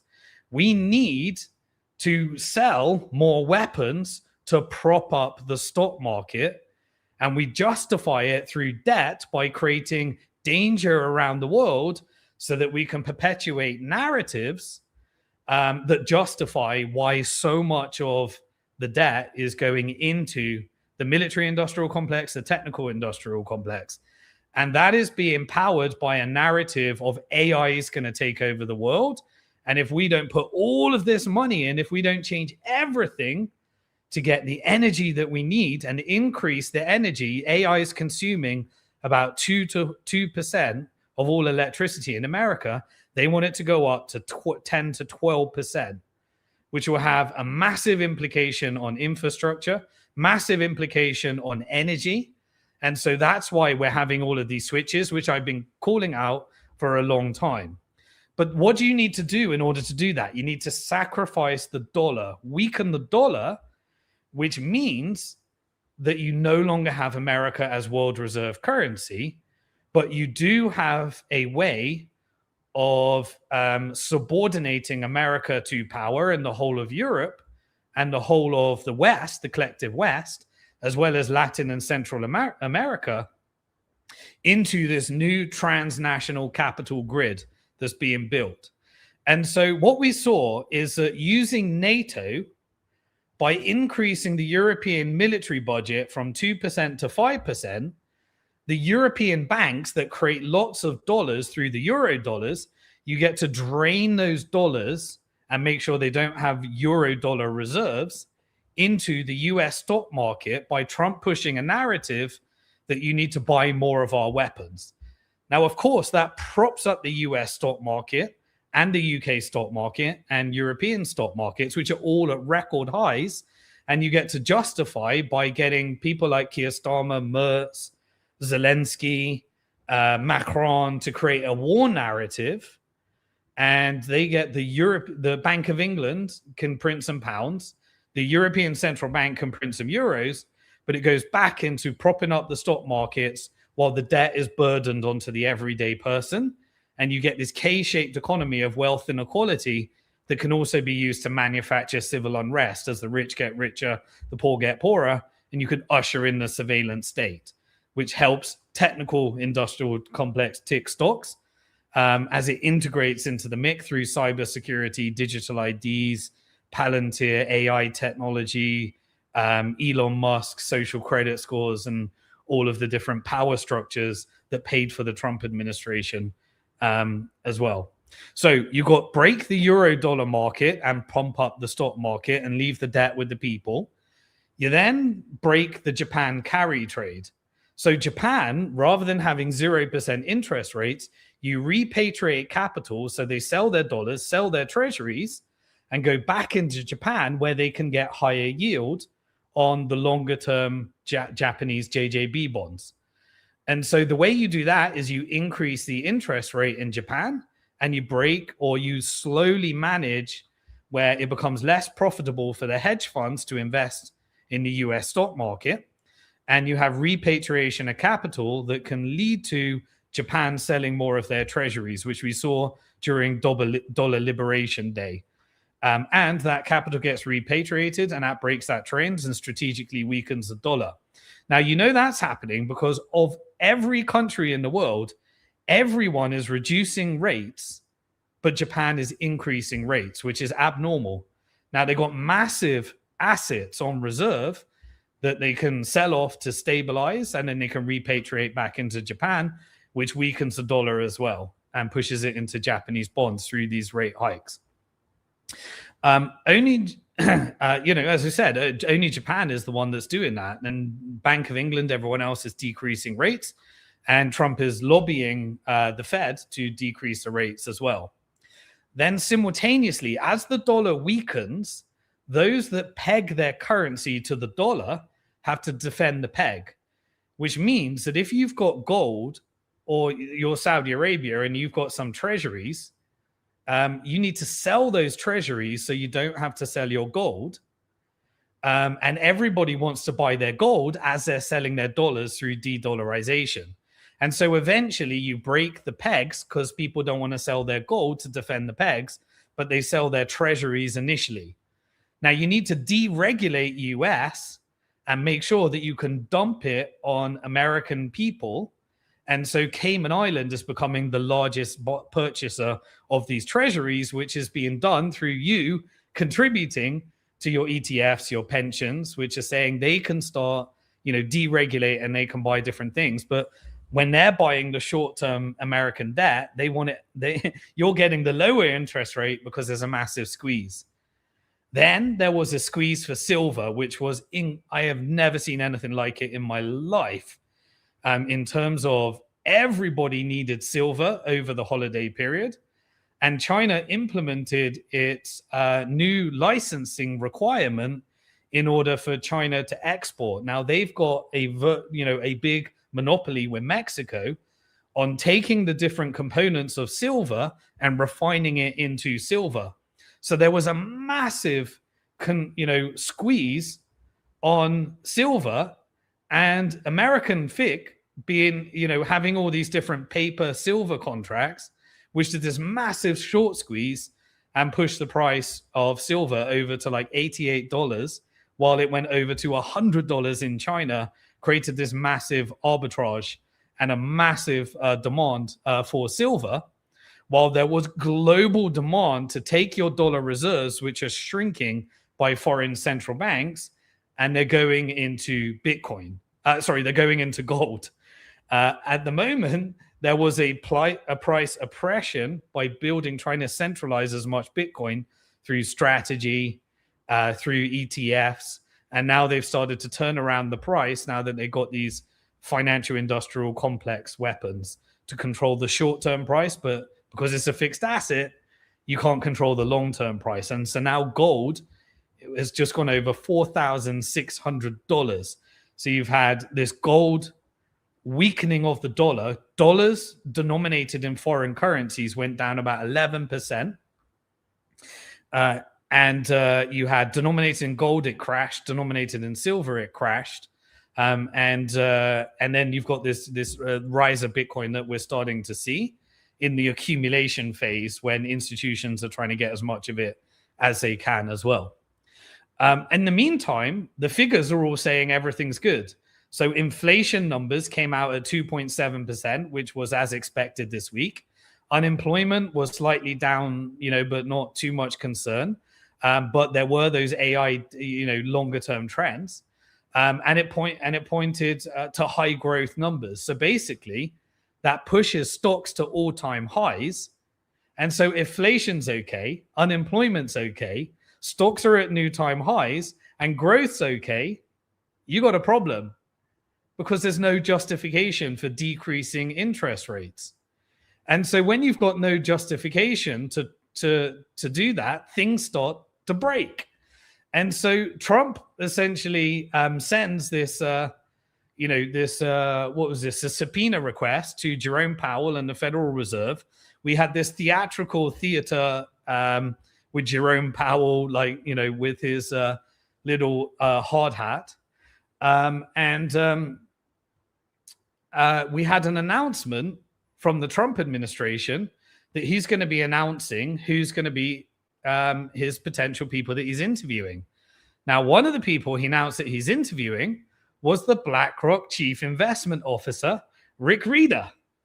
And so BlackRock, who's got the top spot on the World Economic Forum, and with Larry Fink, also, while co-opting the crypto lobby in order to have tokenized assets where you will own nothing and be happy, exerting some power on the banking lobby, is also using, I think, Trump in order to exert influence over to the asset managers from the same power struggle that I covered in the Bitcoin side as well. So who is, Rick Rieder? Well, he's the ex-Lehman Brothers guy. He left Lehman Brothers when they went into Chapter 11. He was a bond investor. And he's been calling out for lower interest rates. And he's probably the most important bond vigilante in terms of managing BlackRock's empire of asset management. Like, I think he has $1 or $2 trillion that he can allocate between that. And so this, I think, is the same power struggle where Jerome Powell represents the orthodox bank lobby, and the Fed is, the shareholders are the bank, but he represents that orthodox institutional focus on the numbers and the data, whereas Trump needs somebody that doesn't focus on the data. And so you basically put BlackRock in charge. And BlackRock can have all this, basically hand over monetary policy, have a regime change within the Federal Reserve. But why is this actually happening?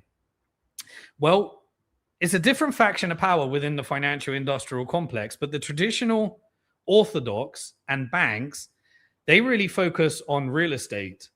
Whereas this AI trend, they pumped as much government money as they could into it, but they needed more.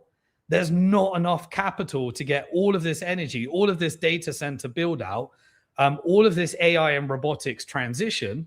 So they need more and more money to go into building out these data centers because they want energy, 10% of energy to be used.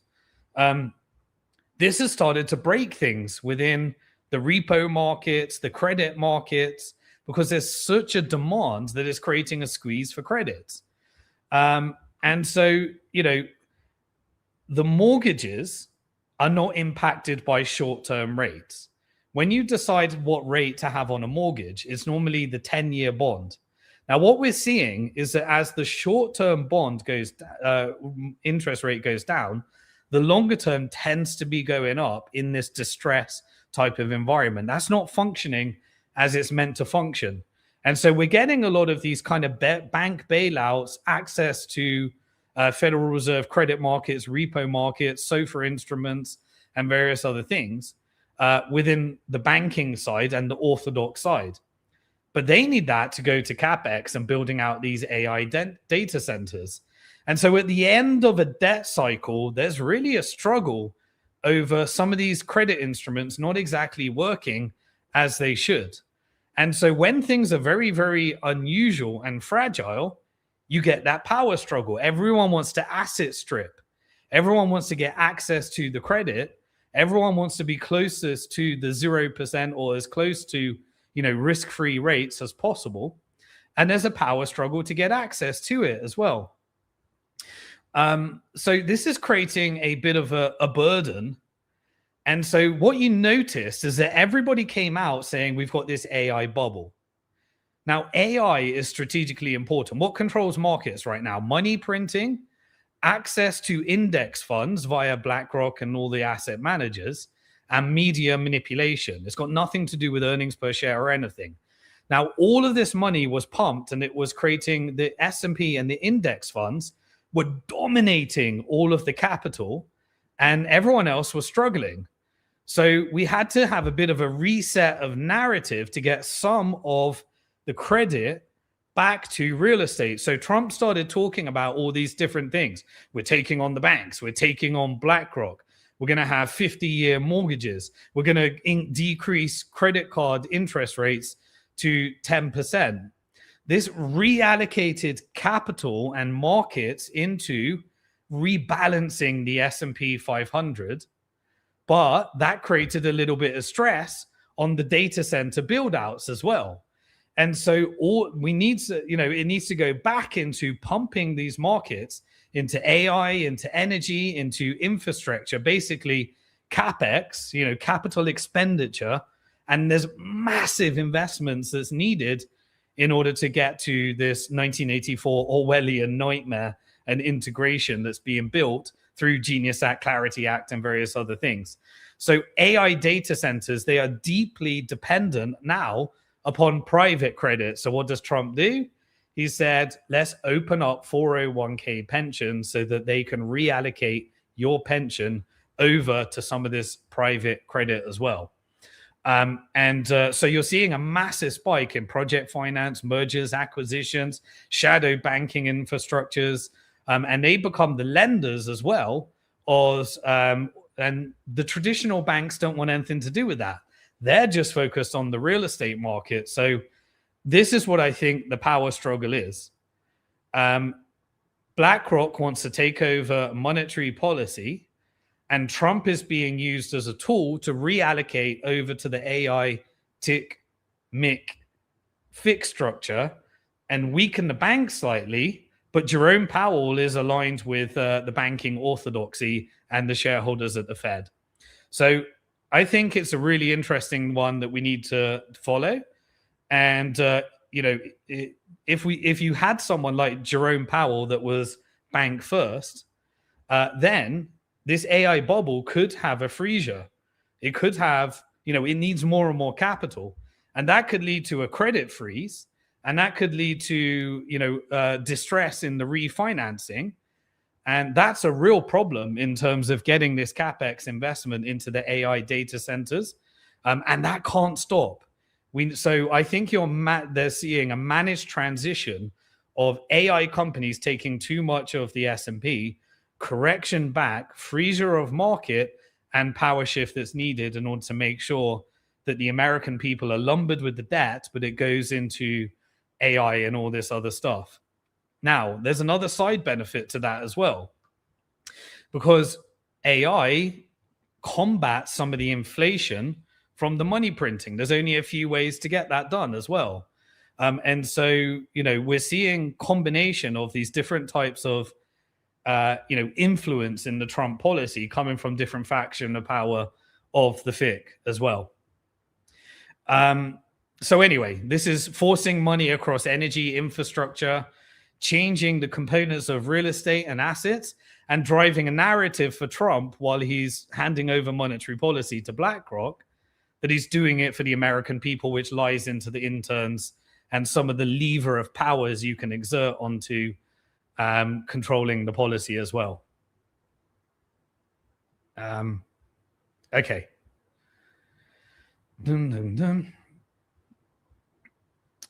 Right. Another thing that I think it also does is, again, a lot of orthodoxy in monetary policy hedges upon Federal Reserve independence. If you can, in the global markets, you can basically say that, under this handing over monetary policy to BlackRock, you get a bit of strategic weakening of the dollar and capital outflows and repatriation as well. And so by making the constructs that propped up the dollar look weaker, you can get the CapEx investment, debt up, stock market up, dollar down. And then you get something that offsets some of the inflation as well. This is a very complicated thing that, needs to be managed here in doing this transition in this world. Now, if something goes wrong, then Trump has the narrative needed to just say that was because Jerome Powell didn't do it, or he didn't do it aggressively enough. And so, but you get to install the CIO Rick Rader, and you get to just sacrifice monetary policy and fiscal dominance to prop up the stock market, run the economy hot. And that would create some kind of inflationary impact where asset price inflation is outstripping wage growth. That creates more wealth inequality, more asset stripping. But also, if it creates more consumer price, you need to have something to offset that. And there's only three ways to combat this inflation in this environment. One is to tax more, because what happens when you tax? When you increase the debt, it creates dollars.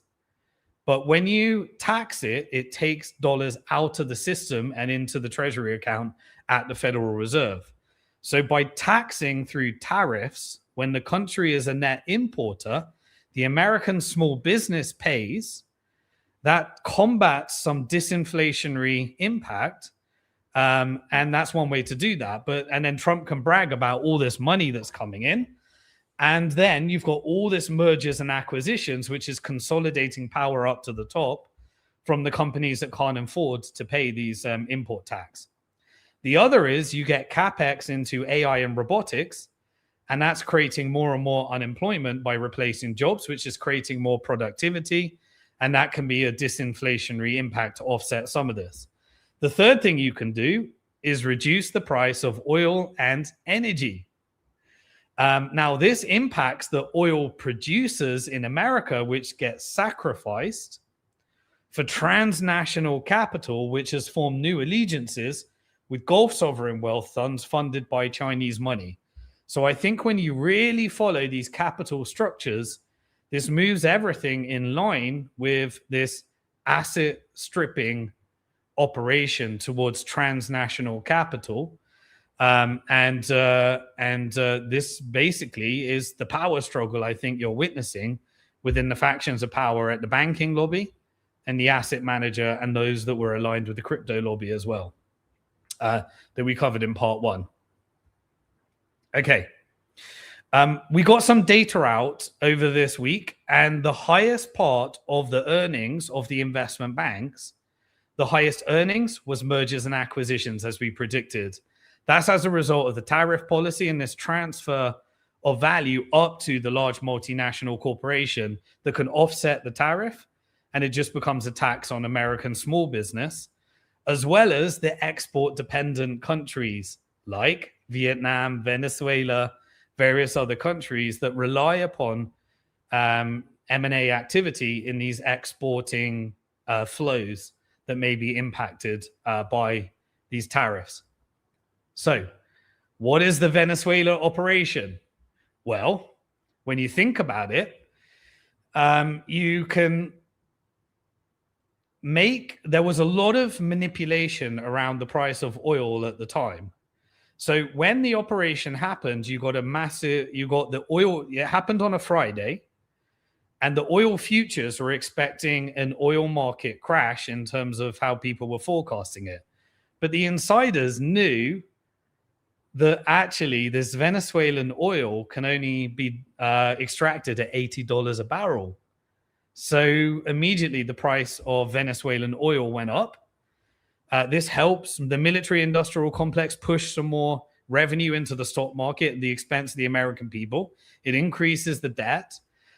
You can have these different technology structures and surveillance structure beta tested, integrated with stablecoin regulations at the same time. And what did the White House sign off on? Well, it signed off that Mexico can send Venezuelan oil to Cuba. So while it's creating the narrative that it's trying to drain Cuba and financially weaken it, the White House said that it's okay for Mexico to send that because they need the oil to continue flowing. And so it seems like there's this model of taking over resources, using volatility operations, but the numbers don't make sense, but it helps the US stock market while sending the real assets over to this transnational corporation. This is the theme. It's been quite complicated trying to figure it out as well. Now, some people were speculating that this is about coming after China. So why did Trump and the White House sign off on allowing Chevron to sell its oil in Venezuela to China at a discount and at a loss to Chevron. How does that make sense? So Chevron is accepting additional oil because it needs massive capital investment as well. So China's still getting the discounted oil. So everyone's telling you about this geopolitical story, but nothing's really making sense. So who benefits from the price of oil going down? Well, it bankrupts the oil refiners and companies in America unless they're subsidized by transnational capital and Gulf countries that can purchase those assets in America while subsidizing it because they can produce oil at, between $2 and $10 per barrel. I was invited to a space where we went through all of this based upon Middle Nations analysis on all the different monetary flows. And it makes perfect sense when you can figure out who benefits and who doesn't benefit as well. It also slightly weakens Russia and Iran because they need to sell oil at higher prices. So you can squeeze in those negotiations to sacrifice Ukraine, and you can manage this transition to regional stability that I've been talking about and create civil unrest within Iran while Iran sheds all of its proxies and hardliners. And that was part of what I think the currency war operation that I covered in part 1 as well. And so, you look at these monetary flows and it's pretty sophisticated when you put it all together in an impossible mission when you're trying to essentially sacrifice the dollar as world reserve currency, but tell the American people that it's MAGA. And that's the complexity of what actually happens. Now, US and China, they want the price of oil to go down. You need to offset some of that inflation in America by pushing the price of oil down, which obviously means that you can't utilize any of these assets and therefore you can't get that investment. So where's the money going to come to invest in Venezuela? The same place it came in Iraq, China. And China ended up owning massive chunks of the oil, operations and infrastructure operations after the Iraqi war. Now, Halliburton ended up servicing it on a service contract, but it's handing over the key assets to China, and China's going to end up with a chunk of it. Who's going to make the investment? Well, China can build the infrastructure cheaper than anyone else.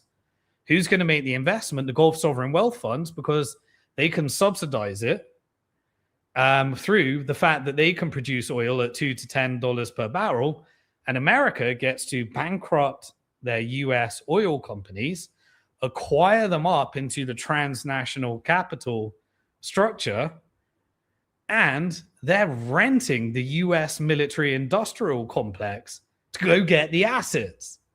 And so the US military is like a rent hire militia rent structure for transnational capital to go get the assets, asset strip them, weaken the dollar, combat some of the inflation, but run it at a loss while China builds the infrastructure and the Gulf countries get the assets. This was what was covered in this Middle Nation video that we kind of broke down in this space as well, live in real time.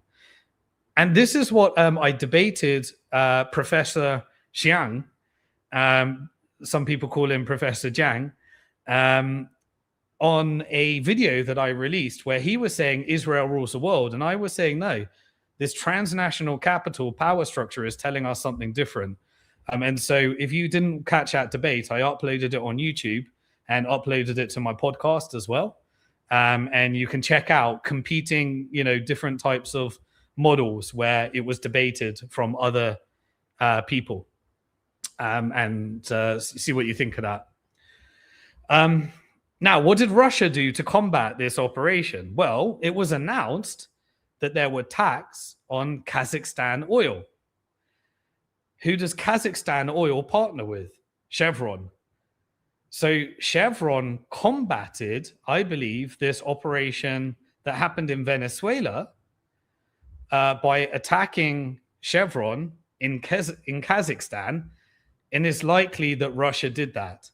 All of this to say is that I believe that the global powers, the financial industrial complex FIC, the military industrial complex MIC, the technical industrial complex TIC, Russia, the Gulf sovereign wealth funds, China, and US are all deciding to split this world up into multipolarity, and they're agreeing and coordinating on these operations at the highest level of power, which makes sense why the whole Venezuela operation was leave the entire power structure, don't turn it into a Syrian civil war, don't turn it into an Iraqi war zone, leave the power structure, change Maduro, and either Maduro benefited from it because he was in on the negotiation, and then he was complying with this, so he'll get either a Pablo Escobar, Ghislaine Maxwell, Epstein files, amazing prison sentence,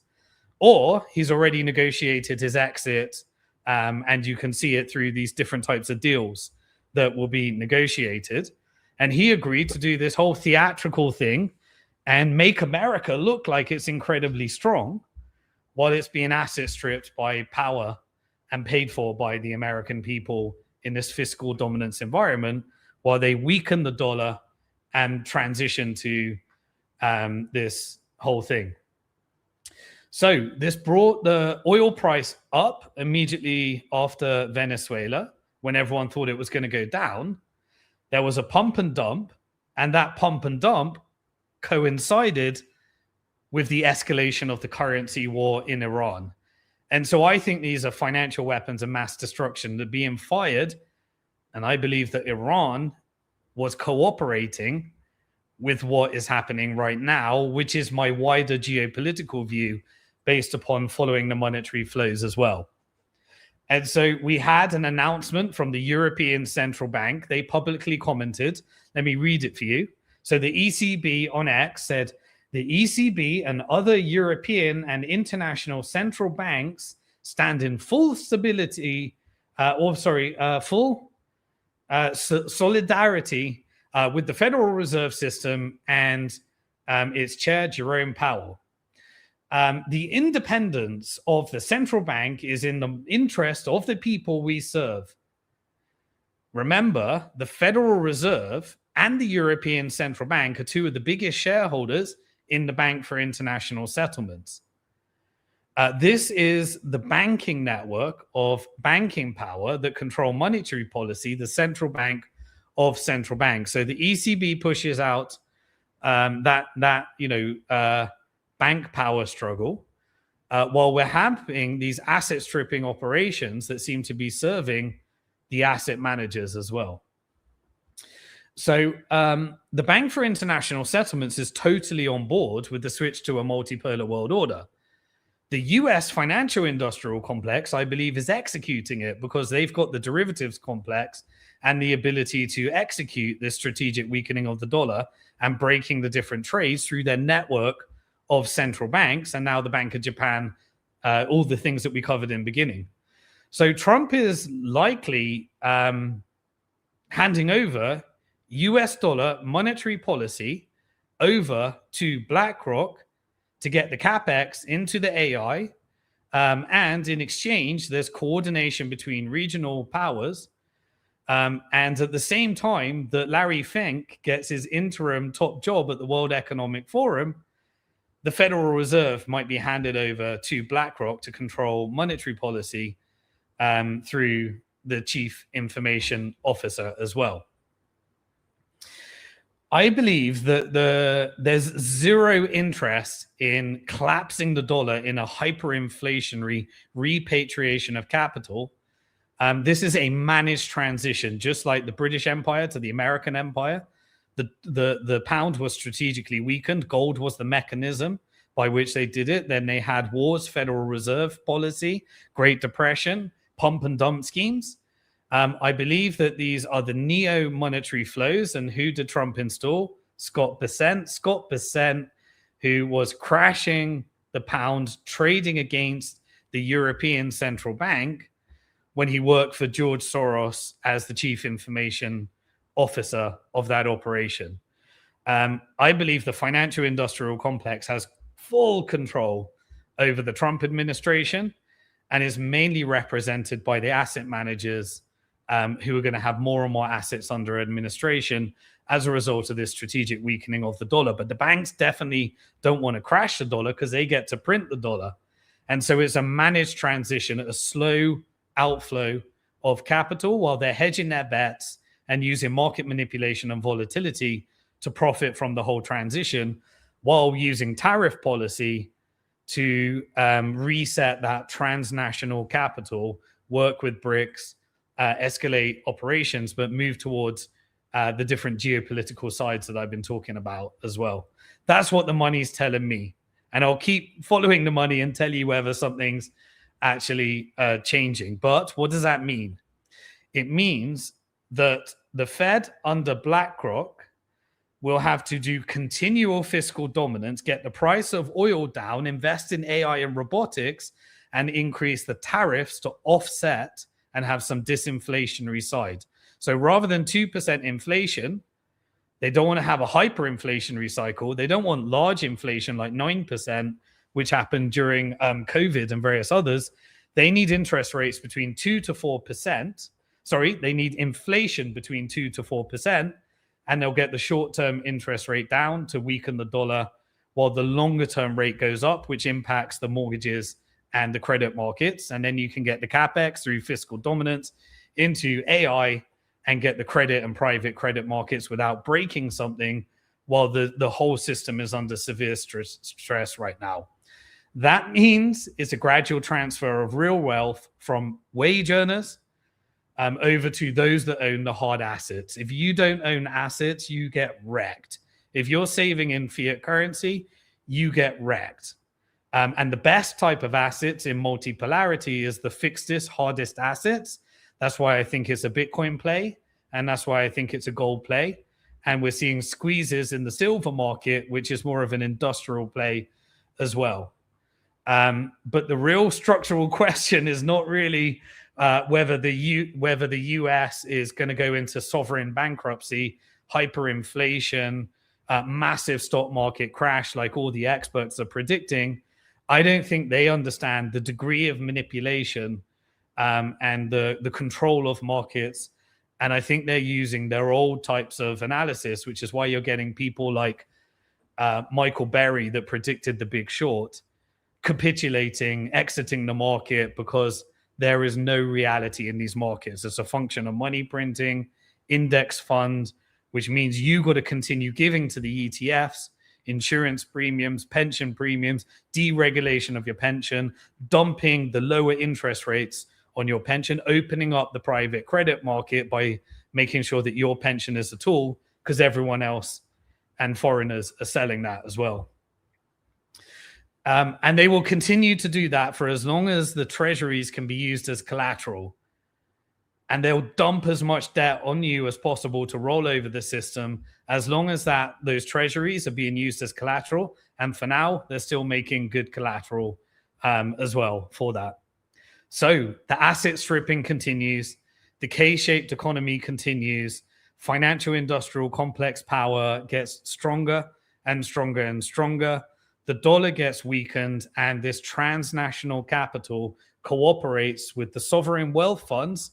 And in Europe, there's only one sovereign wealth fund that has that power, which is Norway. Why Norway is able to exert influence while the rest of Europe is subordinated, laden with debt, entering to military escalation, and even involved in, I think, the Gulf countries and BlackRock are selling property and real estate within the UK to exercise an asset stripping operation, correct those property and real estate markets, and weaponizing immigration policy while they manufacture the algorithms to create civil unrest, polarize people, and get in their technical industrial complex Orwellian nightmare with the digital dollar, stable coins, and various other things.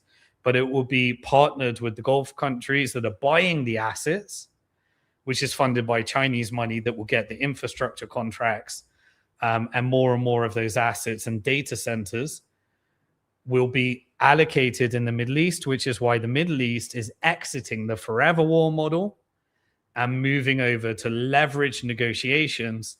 And Israel is no longer the destabilizing force for the military. It is actually giving power to the financial industrial complex in their negotiations with Gulf country propped up by Chinese money, which is why we're moving to regional stability. And that brings us to part 3, where we're going to look at all the maps and what is meant to be looking like World War III chaos. The money's telling me we're moving to this multipolar world order. It's not World War III. And in fact, all the global powers are cooperating to prevent World War III, which is why we're seeing these monetary flows not matching up with narrative flows and the complete subordination of the West to this transnational capital power structure and multipolarity. So with that in mind, I know that was a complicated one. I've had like 2 months almost built up. But let me know in the comment section whether that was too complicated, whether you got that, whether you were able to follow the flows. I'll get an AI to try and condense it down into something more consumable after this. And you can watch it again, and I'll publish it on my blog. We'll also make sure it's up on the podcast, on Spotify, on Apple Podcast. We'll put it on SimonDixon.com in case I get censored. If YouTube doesn't put shuts me down, we'll put it on Rumble. Please follow me on all of these different places so that we can get this content out there. We're starting to get more and more subscribers on YouTube. If you haven't subscribed on YouTube, please help me get to 210,000 subscribers was our goal at the end of last year. I think we're at about 119,000. So we need to get a couple more thousand, and we would have met that. I like the number 21 because there's 21 million Bitcoin. So like, share, and follow me over on X as well. And we're going to jump into the final section, part 3, this week in geopolitics. And we're going to be going into now geopolitical analysis that builds upon the technical analysis that I did in part 1, the macro analysis I did in part 2. And we're going to be looking at, there was loads I wanted to do, but I'm going to be honing in on what's happening in Iran, what's happening on Yemen, and what's going to happen next in Venezuela, and the truth behind these regime changes and why you are all being played like fiddle as useful idiots, and the danger of that I covered in part 1 as well. So we're going to be covering that in part 3, and just going to have a little bit of water, and then we're going to go into the final section. Hey, sovereign wealth builders. Welcome to part 3 this week in geopolitics of Simon Dixon Hard Talk Live. In part 3, we're going to be going through the operations and how to read them correctly that I believe is happening in Iran, Yemen, and Venezuela, and the truth behind these so-called quote-unquote regime changes that are happening right now. There is massive action. I wanted to go into Somalia, various other things. I'll touch upon them briefly, but I want to just go through the map right now and help people make sense of it.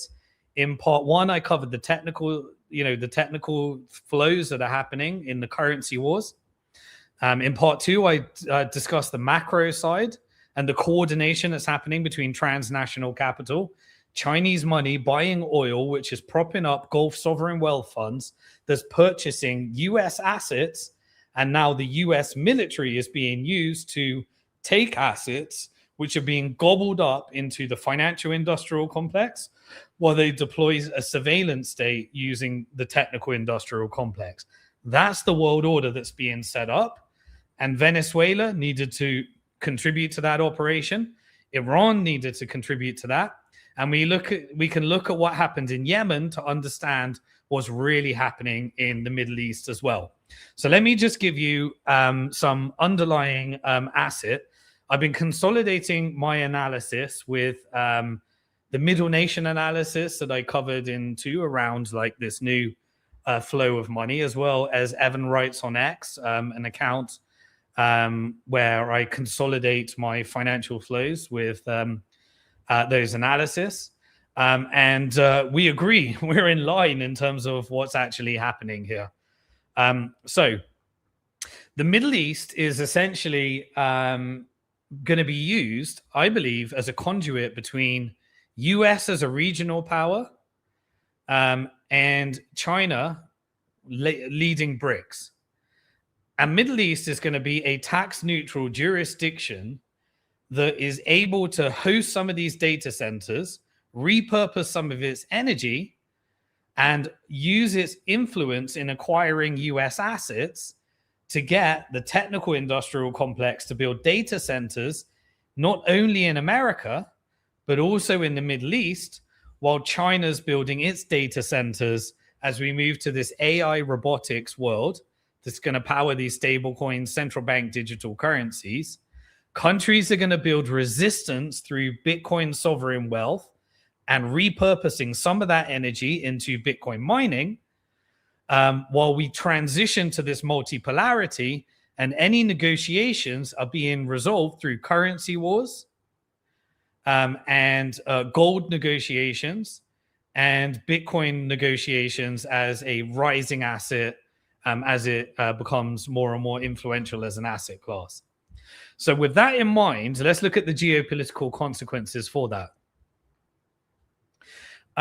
What is happening in the Middle East is that the Gulf that used to be plagued by the US stock market being propped up by forever war and military revenue, $10 trillion of debt was created for all of these wars across Afghanistan, across Iraq, across all of the different proxies, against covert operations through NATO to co-opt Turkey into NATO, partnering with Qatar, having all these military bases, funding covert operations and proxies via Qatar, that went to Hamas, various other structures, using Israel in order to build alternative structures, militias like ISIS and Al-Qaeda, covert operations to justify all of this civil unrest, manufactured unrest, Iran-Contra affairs, where Iran, after the revolution, was partnering with the US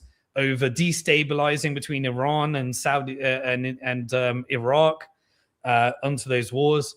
Using these illegal weapons trafficking operations, laundering it through the Vatican Bank in Operation Gladio, that going back to Central and South America, propping up the drug cartels, allowing the Afghan drugs to replace a version of the Taliban that was resisting the drugs with a version of the Taliban that was allowing the drugs to get to the CIA, get them into America.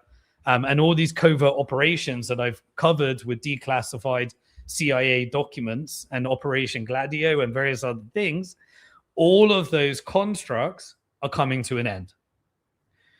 I've always said to get peace in the Middle East, you need the US to give up all their proxies. You need Iran and Saudi Arabia to have the incentive to give up strategic escalation and tension between the, strategic tension between Iran and Israel that creates all this profits for the US military industrial complex, but never leads to a chaotic war that destabilizes the allies in the region that have now got their sovereign wealth. And in order to achieve all of that, you need to resolve the Palestinian cause. And so the Palestinian cause now has this plan that they called the Trump plan, but it was essentially the Gulf plan, with regional powers. Trump was bribed through affinity capital. He gets to get rich, build Trump towers, and he's cooperating. And Israel has been dumped by the military-industrial complex. So when you had the 12-day war, it created massive debt. The debt to GDP in Israel went from 60% to 70%. UAE acquiring various assets, strategic choke points and dependency upon oil flows between Egypt and Israel.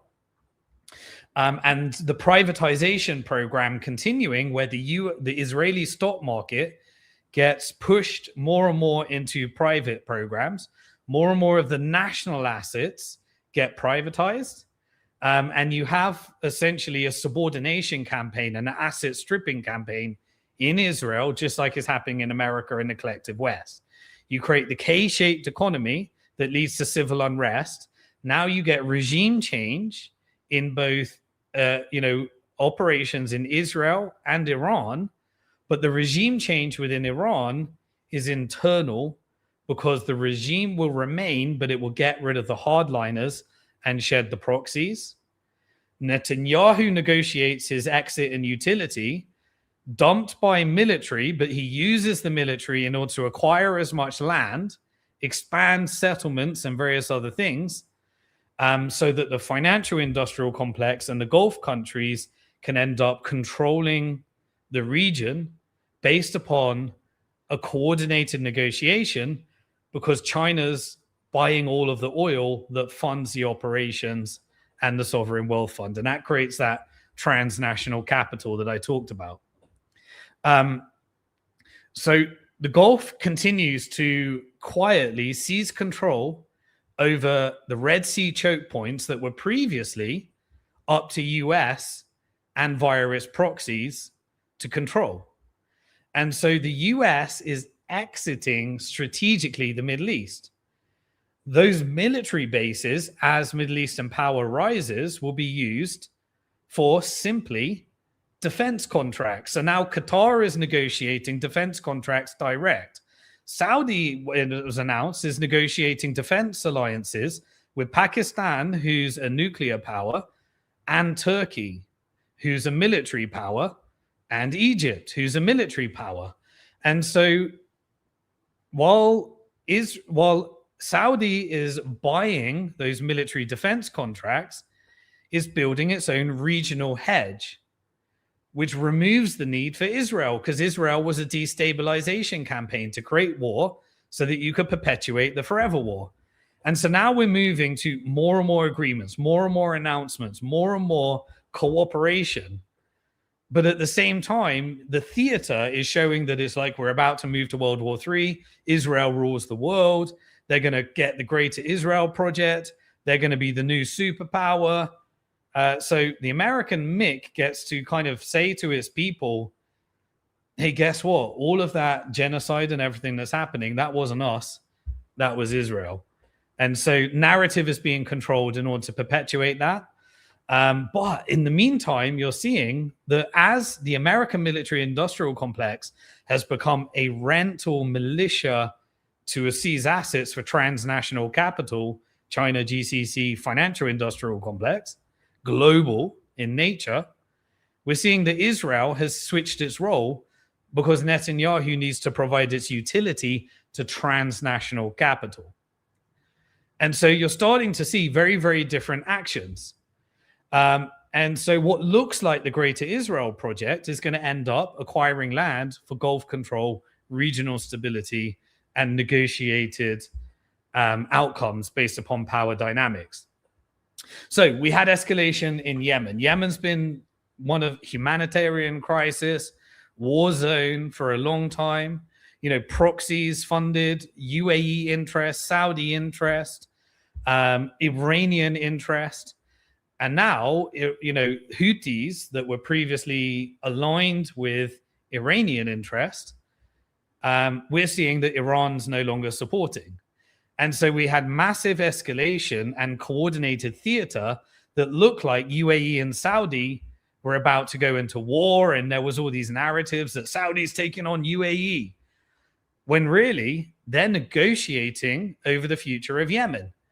And Yemen, its war will end with Saudi essentially controlling most of the region and negotiating with the Houthis, because Iran, behind the scenes, is aligned through their normalization agreement and their dependency upon China, because China can control the game by deciding not to purchase oil or purchase oil. So when those currency war happens, Iran has to comply. China wants de-dollarization and these networks to go through.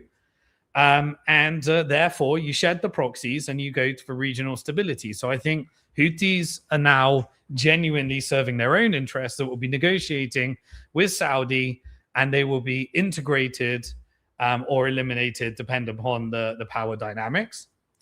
Iran is no longer backing them. That's what the monetary flows are saying anyway, and the results. And that's why, you know, Iran seems to be complying with the network. Now, why did that happen? What did the UAE get from that? Well, they were negotiating regional territories. And so you had this escalation in Somaliland, which also coordinated with exposing fraud in Minnesota. So you got the destabilization campaign in America based upon exposing fraud, which happens everywhere, but you focus on the Somalians. Then suddenly you had Israel recognizing Somaliland in Somalia. Somalia, this separatist movement, Somaliland is mainly UAE controlled assets and ports. So why is Israel recognizing it? Now, everyone said, and Israeli media pushed out a story saying Israel rules the world and we're going to put all the Palestinians and ethnically cleanse them into Somaliland. Everyone was freaking out thinking it's going to happen. UAE is in charge there. Why would they want, ethnically cleansed Palestinians in a port that's strategically important that would be resisting and enemies of Israel? That makes zero sense, but people don't think about it because they got the power dynamics wrong. So Israel is suddenly now acting as a proxy for UAE interest when everyone thinks that UAE works for Israel. But UAE, Israel doesn't get anything out of this. They're being used as their superior military, recognizing Somaliland, which helps UAE. And then everyone else is going down around and saying, hey, UAE is doing all the Zionist bidding. Why? Because they're pushing out narratives like, hey, Muslim Brotherhood is taking over the UK. What does that do? Well, in UK, they want to crash the real estate market. New tax has come in. And think about this. This is so ironic. A narrative is pushed out with social media that UK is weakening because of a Muslim invasion. There's massive immigration and demographic changes. Don't get me wrong. These are operations. But only 6% are Muslims. So UAE is pushing out a narrative that Muslim Brotherhood is implementing Sharia law in the UK. Muslim Brotherhood at the highest level represents proxy power for Western powers. So UAE is saying, classify Muslim Brotherhood as a terrorist organization. America does it. You get to push the civil unrest campaign in America. You get to push out a narrative. And what are all while these new tax laws happening in UK, that's making everyone want to sell their property, sell their real estate, and they're being taxed on their global wealth. What are all the millionaires and billionaires in UK doing? They're all leaving. There's an exodus outside of the UK from everyone that has wealth. Where are they going? Dubai. Think about this. We're being told that there's a Muslim invasion in UK. The UAE is saying that you need to sanction Muslim Brotherhood. All the rich billionaires and millionaires are looking to save their global wealth, and they're fleeing to a Muslim country because there's so much crime in the UK, there's so much surveillance in the UK. They're basically playing immigration policy while the rich and wealthy end up in a Muslim country anyway. And Dubai and UAE is creating a hub just for Westerners that has all the degeneracy that's pumping the sovereign wealth fund based upon these trades and routes that are happening. It's so ironic when you really follow the money. It's the exact opposite of what the media is doing. So they're creating a destabilization campaign in the UK while they're taking all the millionaires and billionaires into tax neutral jurisdiction. And they're using Muslim narrative in order to get there, while simultaneously running a Jews rule the world or Israel rules the world campaign that is creating all of this civil unrest, surveillance state, and ushering in the subordination as well. So anyway, it's just quite remarkable when you look at these big trends as well. So Somaliland emerges as basically a Gulf front end. Now you've got control by UAE and the Gulf Cooperation Council over two strategic ports within the Red Sea. that connect to Israel, connect to Egypt in the Suez Canal. This is the exit of America from the most strategic routes. Now, Iran has the Strait of Hormuz. So you need Iran to cooperate with the Gulf countries that China is 100% dependent upon. This is the exit of America while trying to look strong and handing over those regions to the recognized regional powers, while using Israel as a proxy to get as much land so that they can negotiate better terms when the financial industrial complex invests in all these different regions, these different areas, to get the energy and to get the AI and everything that's needed.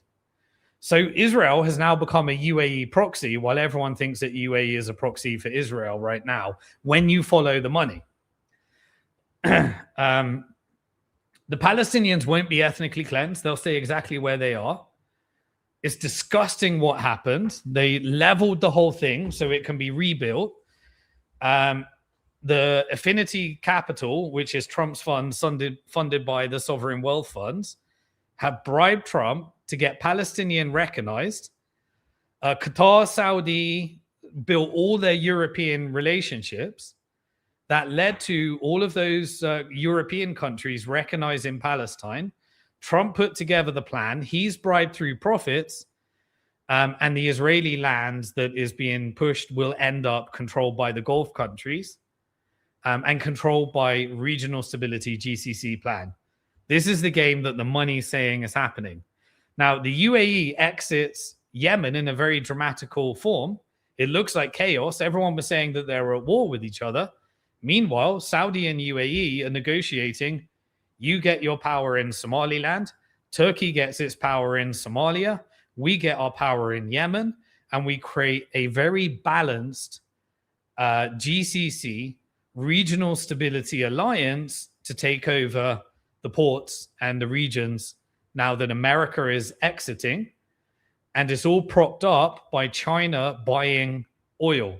So what did China do? It has built the largest oil reserves in the world.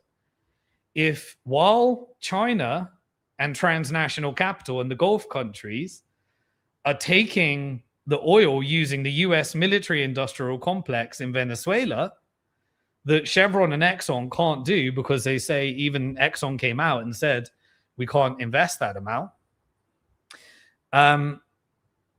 You're getting control of the different ports, and China can crash the price of oil if it wants by releasing its ginormous oil reserves that has been used by sharing its wealth and getting these infrastructure contracts. You see how this is all flowing together right now? It was essentially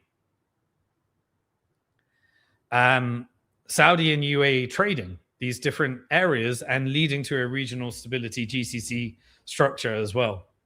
So Israel is going to be conceived through vassalization, and it's changed its role, working for the FIC instead of the MIC now.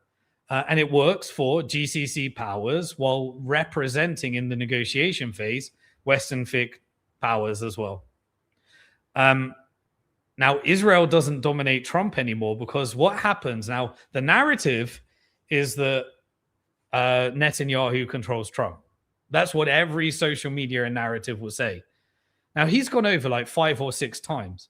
You don't go over to the White House when it's very hard to travel for Netanyahu. He's a war criminal. There's jurisdictions that will have to arrest him. It's very tricky. There's less and less countries he can travel over. So it's harder and harder for him to get to the White House. But you don't go to the White House unless there's problems. That's Trump not doing what he agreed with Netanyahu he would do. And so therefore Netanyahu needs to come back and say, why aren't you doing this? And then they agree, and then we're getting this whole thing, and he keeps having to come back. Why? Because Trump is primed by Gulf power, which is investing in regional stability. And the previous dynamic has completely changed.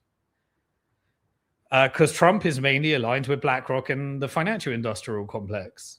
And so, I think we're witnessing more and more of that. And so that model of US military industrial complex being a militia for other powers is playing out.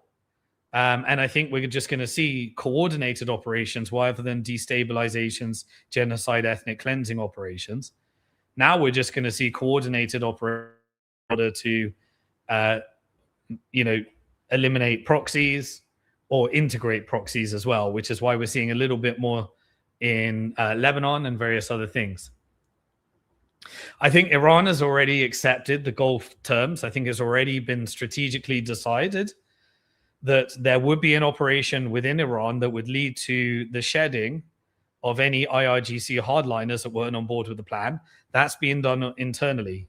I think Khamenei remains. There was a regime change already. The Reform Party was installed in Iran. A helicopter had to come down. I think that was an inside job because no one talked about it. Normally, if it was Israel, they would turn that into a color revolution and an opportunity, and there'll be loads of press about it. When it's an inside job, it's a bit more quiet because the region had probably agreed. And so all of the proxies, they need to be eliminated or integrated. And I think we're witnessing that one by one by one by one.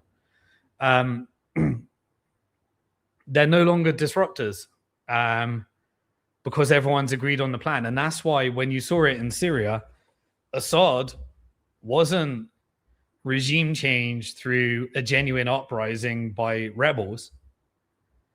And that's why you got to look at the Iran operation right now. The Iran operation, people can't change the regime. They have to get the military to work with them and side with them to change the regime. The reason that Assad left Syria is because the rebels, the revolution, was joined by the army, and the army stepped down, and Assad and Russia and China and Iran and Turkey and the Gulf powers and American factions of power had all agreed that he would go into exile in China. So this is what I think we saw with Maduro. This is what I think we saw with Assad. This is what I think we're seeing. And now I don't think it's going to be a regime change because I think Khamenei is on board, and you need the theatrics in order to get the transition and everybody maintain their narrative that they need. But I believe what's happening in Iran right now is a shedding of IRGC and Mossad assets that aren't on board with the region. There's lots of Mossad assets that are creating, these shootings and civil unrest and sharing things. I think in the internet blackout, they're going. But at the same time, there's that campaign of they're all being killed and it's the protesters that are being killed. No one can know that, but just follow the money and it makes sense.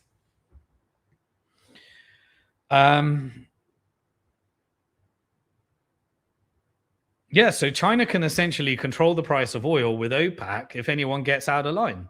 If you need Iran to comply, you stop buying a bit more of its oil.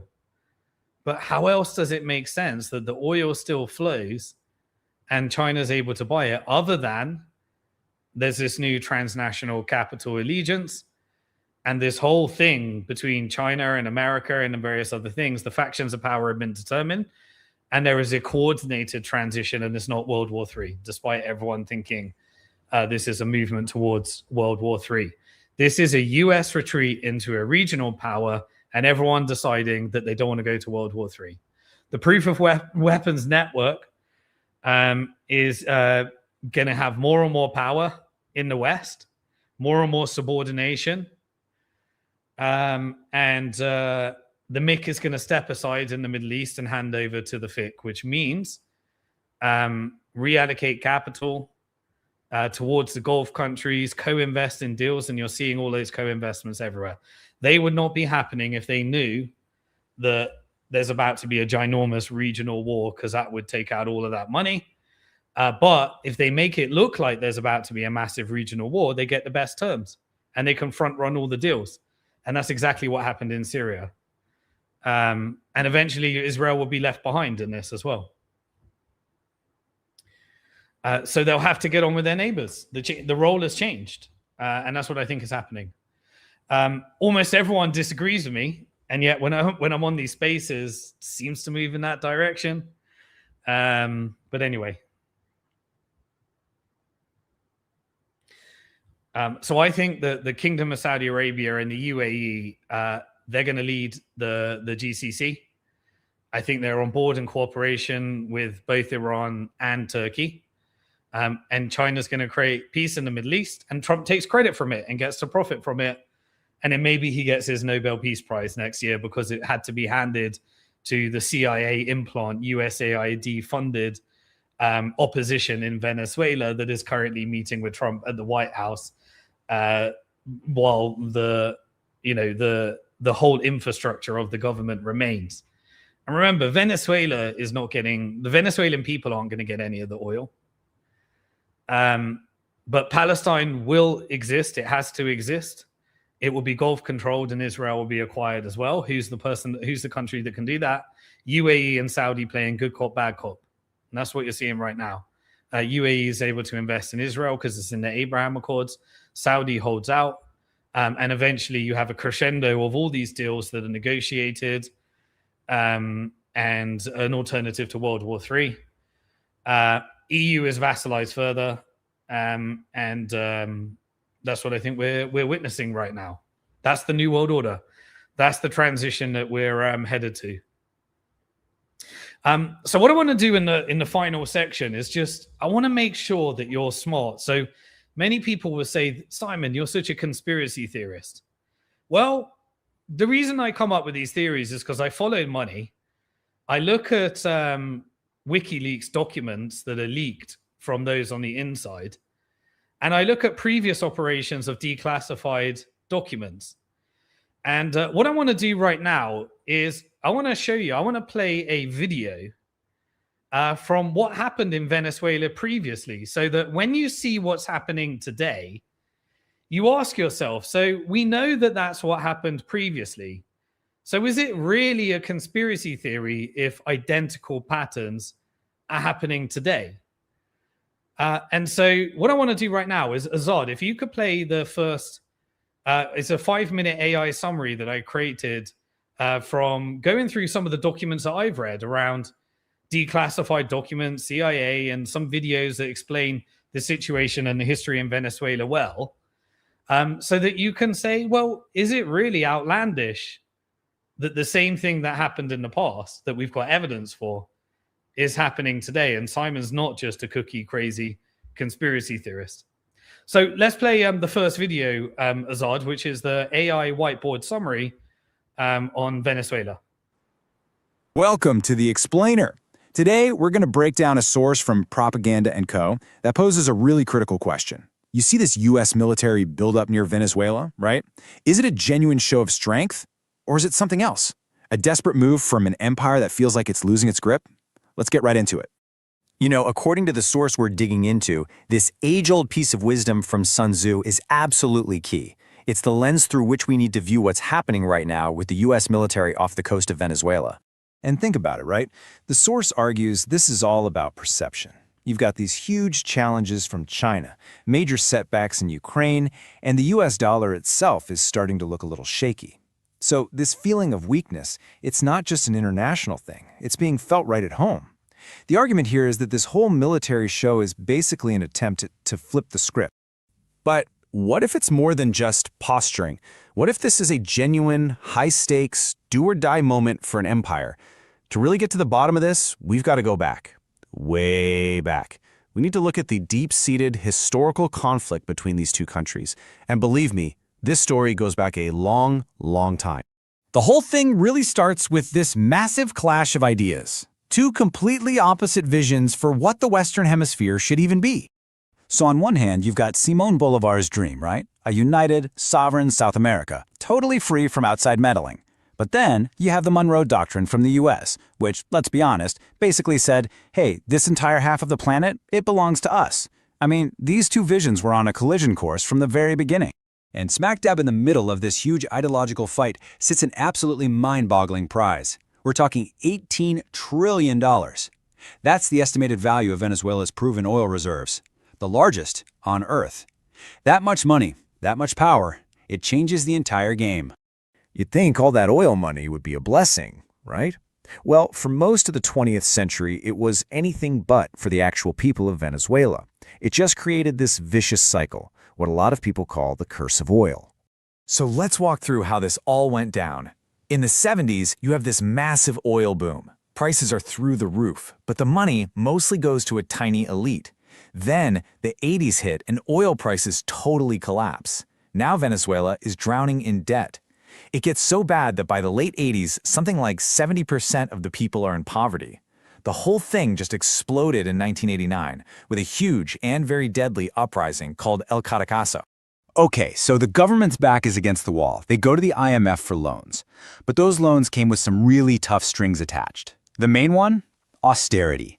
And what that means is the government has to slash spending on things people rely on. Public services, subsidies for food and fuel. It's a brutal pill to swallow.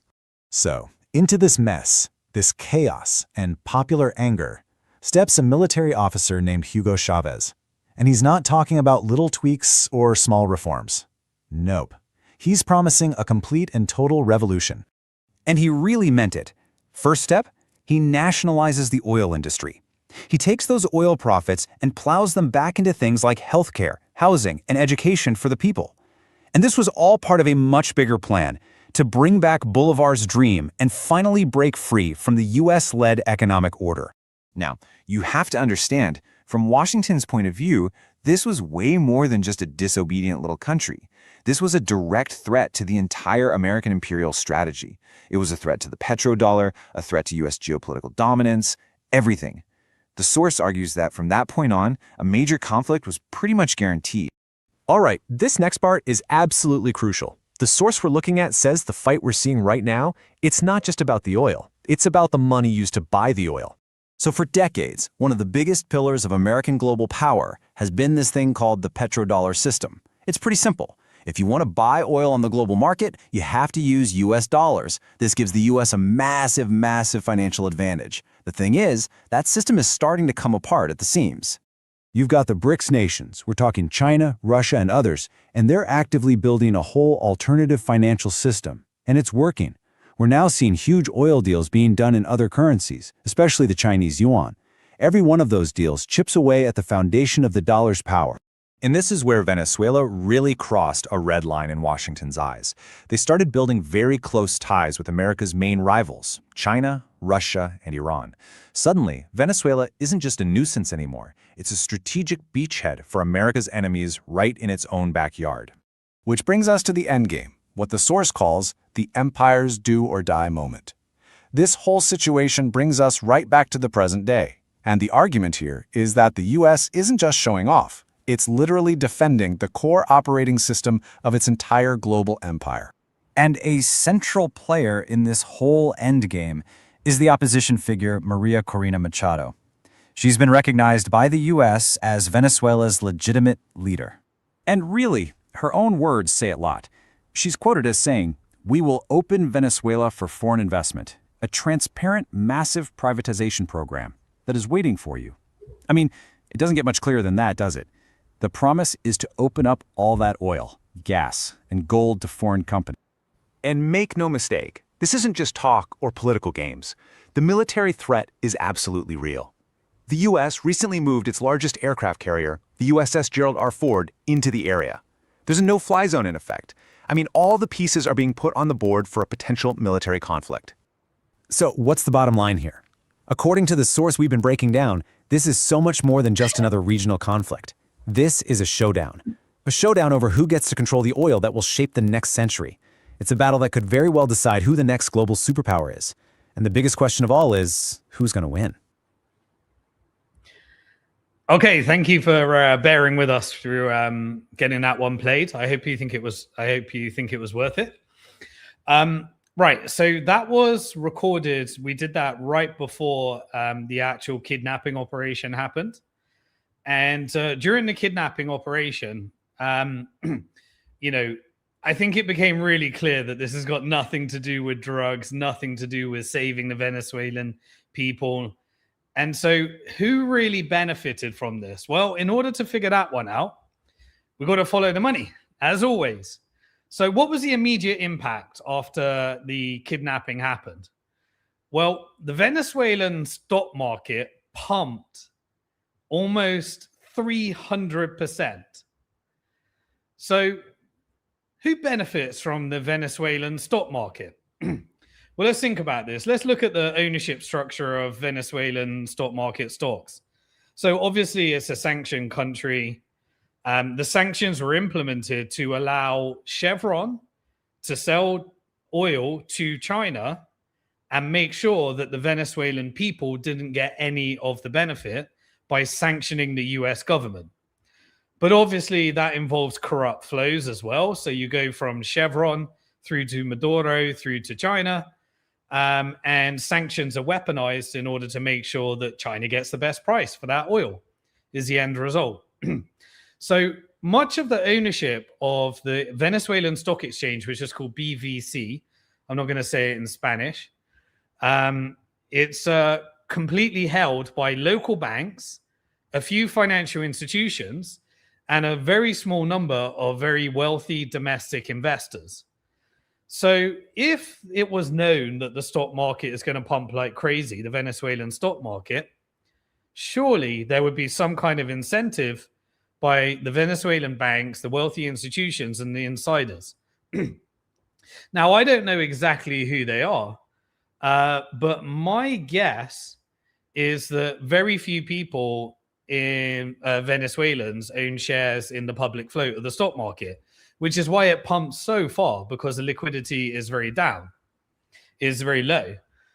But if you're Maduro, do you reckon he might have some kind of trust structure where he has a bunch of stocks in the Venezuelan stock exchange? Maybe, just maybe, Maduro agreed to have some theatrics. Would it be out of the question that this wasn't this administration, but maybe Maduro and his wife had already negotiated exactly how this would happen? And he's going to be fine, and he's going to get a lot of money. And America gets to push out a brochure there of how amazing their military is and their operations, which they're clearly renting to transnational capital in order to acquire assets for corporate interests. Because there's no American sovereign wealth fund. There's no Venezuelan sovereign wealth fund. The money's not going. The revenue's not saying we're going to help the Venezuelan people and the American people. The American people, they pay the bill. And so who's actually getting the benefit from this? Well, if you look at the sanctions, China was already buying Venezuelan oil from the US, and it was from Chevron, and it was at a deep discount, and it was perfectly allowed by the US government. In fact, the sanctions gave carve out to Chevron in order to sell it to China at a deep discount. Now, Trump has already approved for this to continue. So it's not about choking China. China's getting some nice oil, but it is being controlled by the US government. Before, it was being controlled by covert operations. So is this really about choking off China's oil supply, which is kind of, you go through layers of propaganda. At the highest layer, you think this is about drugs and saving the Venezuelan people, which is the narrative. But then you clearly understand that this is about empire and dollar and oil. But then when you actually follow the money, you realize this doesn't strengthen the dollar because there's an operation to weaken the dollar. And it doesn't strengthen the American power with China. So why could this possibly be happening? Because, it's not choking off the supply. So you look before the operation, China was moving its oil on sea refining operations that it had invested a lot of money in order to support the refining from that. And so China was already moving in advance. You can see all the shipments. They clearly knew that this was going to happen. It wasn't a surprise. Now, was it a surprise for Maduro? Well, that's up for speculation. Maybe it was a surprise for him and everybody else colluded against him. But it's highly likely that he was part of the negotiations as well. Now, could this be part of a power structure where corrupt politicians get paid a lot of money and they have to comply with the network and they put out theatrics there that this is some kind of war, but really many of them are colluding? That's up to speculation, but I think many of the power brokers did well out of this. And clearly almost all of them knew, because when you saw the operation like the overthrow of Assad, that can only happen when all of the regional powers are on board. Sanctions had already prevented the Venezuelans from receiving any of the benefit from the oil. America said there's no way Venezuelans are allowed to benefit from this. The government can't have it. You can't have socialism, and then they'll call it communism to build up a narrative. But who benefited from it? Well, immediately there was a big stimulus. Remember, with the financial industrial complex was managing this rotation in the stock market away from AI dominance over to more balance, and then making sure that we covered in the macro section that it didn't break any of the credit markets or anything. Well, the stock market recovered from this. It was in a corrective market. Now, remember, during these fragile operations, the stock market can't go down. You have to have the stock market go up.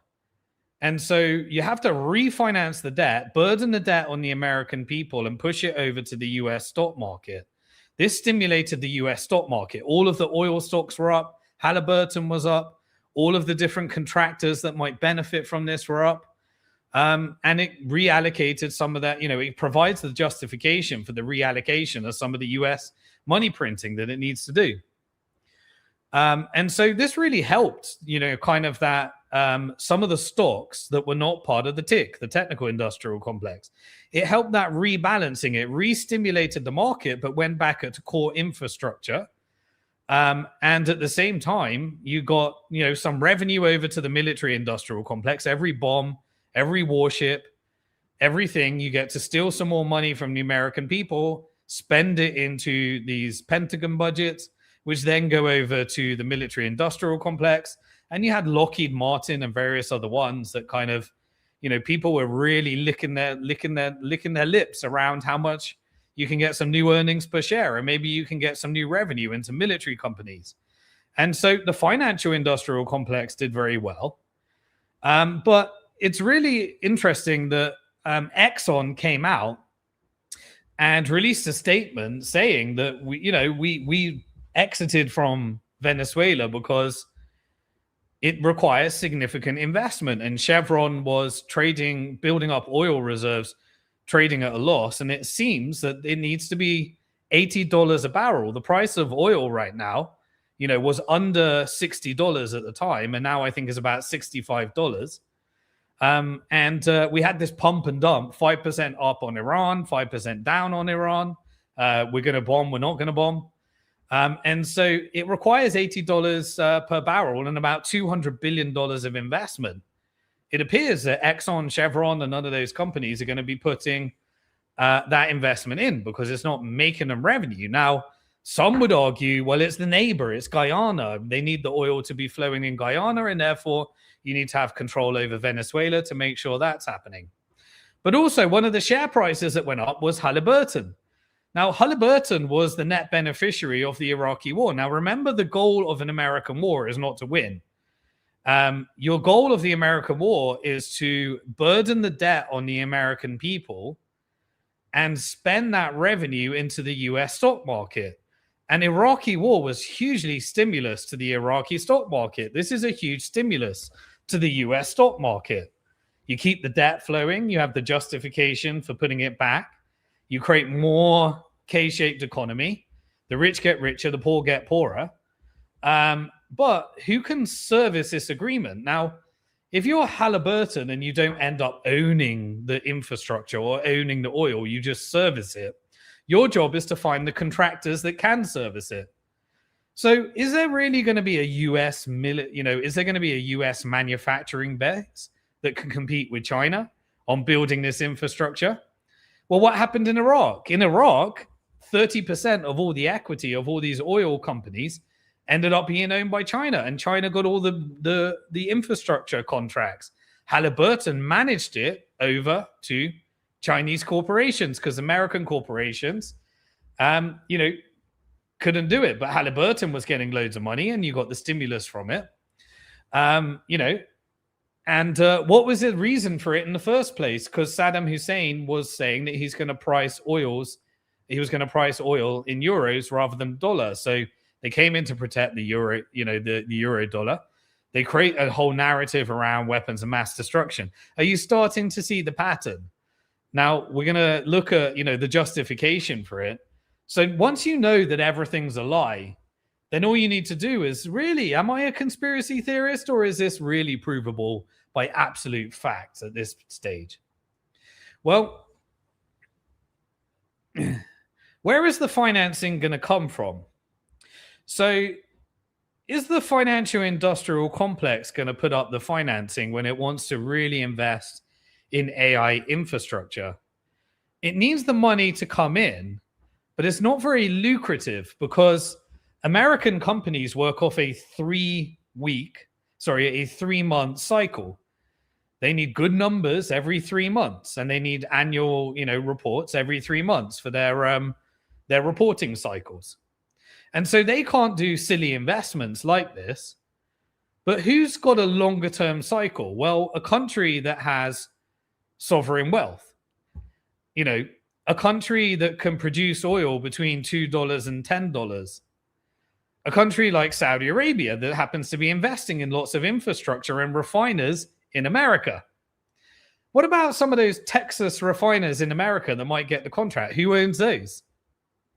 You're starting to see the picture here. Is it really Israel rules the world? Or is there a bigger game that's happening here? And so maybe the financing comes from the Gulf sovereign wealth funds. And someone that can actually make a loss because they can offset it by a long-term strategy that bankrupts the US companies, and they can end up acquiring them and building it into their cheaper infrastructure, because Saudi works with China to build their infrastructure, and they work with cheap immigration in order to build it as well. And they have contracts with US companies, but they killed the 50-50 split model. It's all based upon service right now. And America competes with Saudi, and Saudi's revenue primarily comes from its largest trading partner, which is China. So this is the transnational capital power structure that I keep repeating in different forms that we're seeing time and time again. So China funds the Gulf sovereign wealth funds and gets infrastructure contracts. They get to do some of that with the petro yuan rather than the petro dollar. They get to build this credit financial system. All of the different non-SWIFT based payment rails are being built. You get the India side as well that's buying oil from buying oil from Russia. And you get these different flows that can de-dollarize, circumvent sanctions. The Gulf Sovereign Wealth Fund is essentially using that money to buy up US assets. Those US assets provides influence and the extraction of returns. What is the IMF? The IMF is colonization through loans, but we're doing this through equity. Equity equals partnership, which means there's no point in the forever war models. And all of a sudden, many of those investments are buying from US corporations. So they're buying from Boeing, they're buying from that. Now Trump comes out and says, I've got $1.5 trillion of stimulus, but I'm not giving you your bonuses or your buybacks to the military companies. That corrected the share price. And suddenly it went back up again when he said, I got another $500 billion for you. He's basically saying, I cannot meet these orders. I need you to innovate faster. I need you to get more rare earth minerals from China. I need you to get more chips. I need you to innovate faster. Because China and America are not in a trade war. And tariff policy was simply renegotiation to extract wealth, hand it over from the expense of the American people, create more wealth inequality, just like COVID, and allow it to stimulate the stock market like crazy. And so Saudi gets to buy more defense contracts, which reduces the need for Israel as a destabilizing force, and they get more influence. They get to go to NVIDIA and say, can you build some of those data centers? And I've got the relationship with China in order to get those chips from Taiwan. And they are playing in the middle of the petro yuan and the petro dollar. And America is depleting its oil reserves, whilst China's got the largest oil reserves in the world. Who controls the price of oil? Trump needs oil to go down to combat some of its inflation. as this happens, as he goes through this fiscal dominant strategy. Trump works for the financial industrial complex. That's how it works. So the military industrial complex, they get to go steal some resources. So is this really going to make America great again, or is this asset stripping America and burdening it with the debt while the contracts go out to other forces of transnational capital? The debt goes up. The debt needs to roll over. That weakens the dollar. That accentuates the transition to this multinational, world order that we're seeing right now. Now, Saudi can manage a steady decline in the petrodollar, which it has to do because as the dollar weakens, the peg to the currency gets worse, and they're not going to defend it by selling gold. Everyone's selling gold. If you look right now at who's lending and who's buying treasuries, Tether lends more to the US government than Saudi Arabia. They're buying equity. They're not lending it to the US government because nobody wants to own the US treasuries other than America for subsidizing its debt right now at the end of a debt cycle.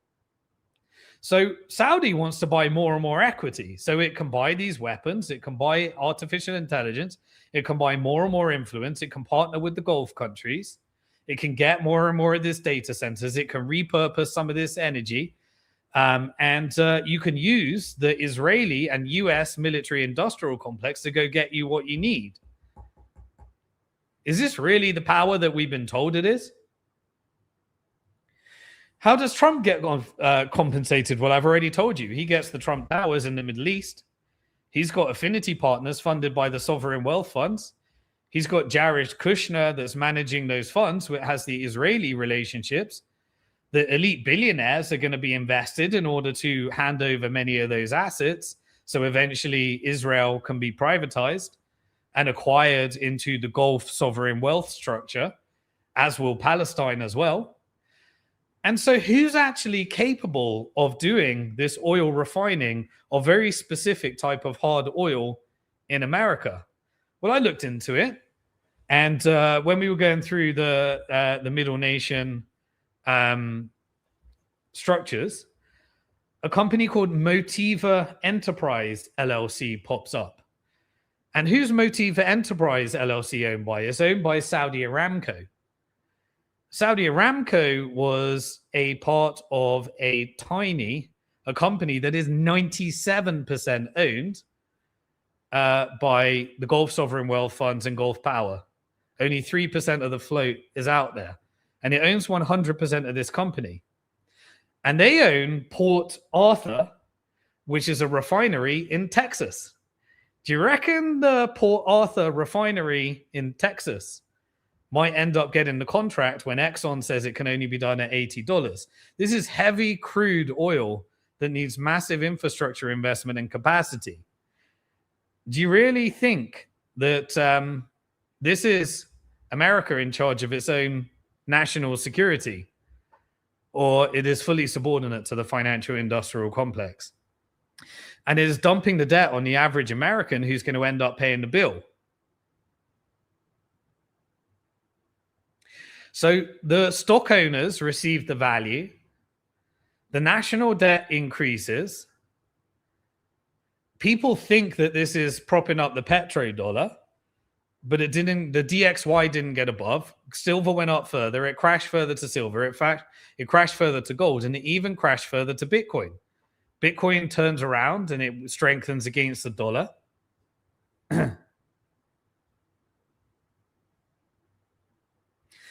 I think this is clear what's really happening here. Nothing stops this train. This is the new multipolar world order. And we even get Rubio come out and say it. We get everyone coming out and saying it.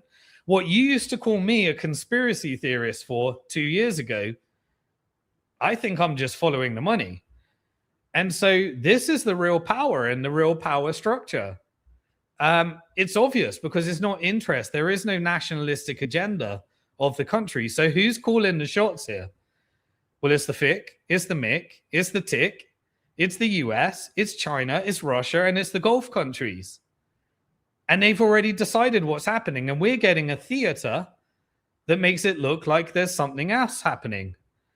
Now, you may call me an absolute conspiracy theorist, but let's look at the Iran operation, which will be the final operation, and we'll predict what happened, even though throughout all these episodes, I've been telling you and sharing with you what may happen, and everyone has been violently opposing me. During the 12-day war, I was giving live commentary. Everyone thought I was crazy, conspiracy theorist.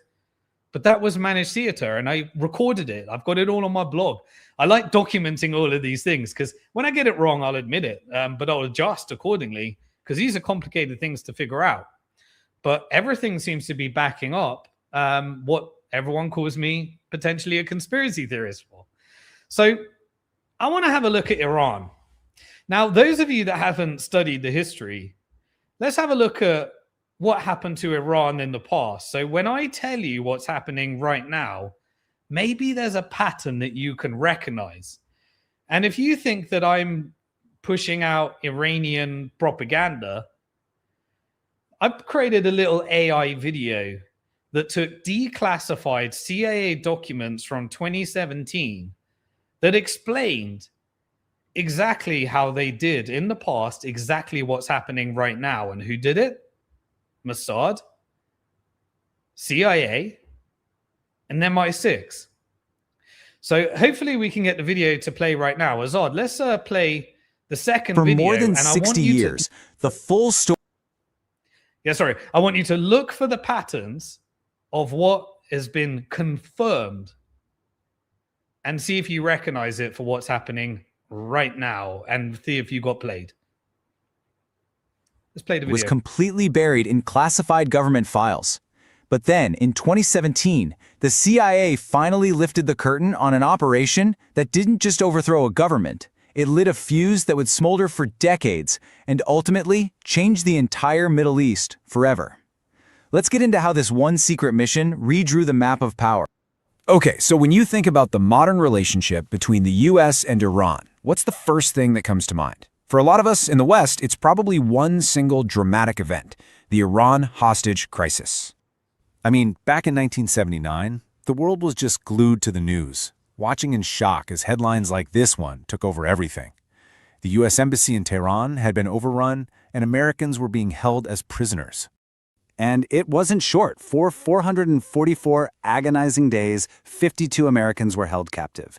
This whole crisis came to define a U.S. presidency, and it carved out this deep-seated hostility between the two countries that, let's be honest, is still very much alive today. But here's the thing. Why? Why did this happen? Where did all that intense anger come from? Well, to find the real answer, we can't start in 1979. We have to rewind the clock by almost 3 decades to uncover a story that was hidden for a very long time. And the reason we have to go back is because, for most of modern history, the real origin of this conflict was literally a state secret. It wasn't until the CIA declassified these files just a few years ago that the world could finally piece together what really went down in Iran back in 1953. And, like so many conflicts in the 20th century, this one really boils down to a single, incredibly valuable commodity: oil. So, picture this. It's the early 1950s, and Great Britain basically has a chokehold on Iran's economic lifeline. We're talking about the Anglo-Iranian Oil Company. And this wasn't just some company, it was running the biggest oil refinery on the planet, making a massive amount of money for Britain. For them, this wasn't just about cash, this was about projecting global power.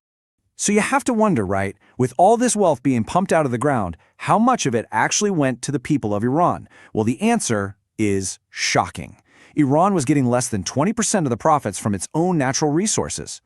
And to really put this into perspective, just look at the comparison here. Right next door, the Americans had a 50-50 profit-sharing deal with Saudi Arabia.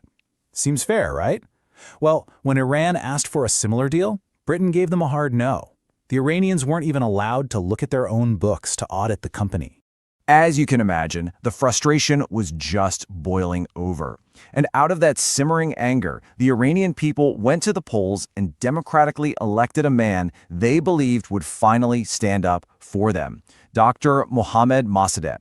And this guy, Mossadegh, was a really remarkable figure. He was the first Iranian to get a law doctorate from a Western university. He had this reputation for being totally incorruptible. He was even named Time magazine's Man of the Year. He was, at his core, a fierce nationalist who believed Iran's wealth should belong to the Iranian people.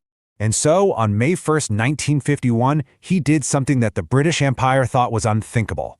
With huge popular support behind him, Prime Minister Mossadegh nationalized the Anglo-Iranian Oil Company. He declared that Iran's oil now belonged to Iran.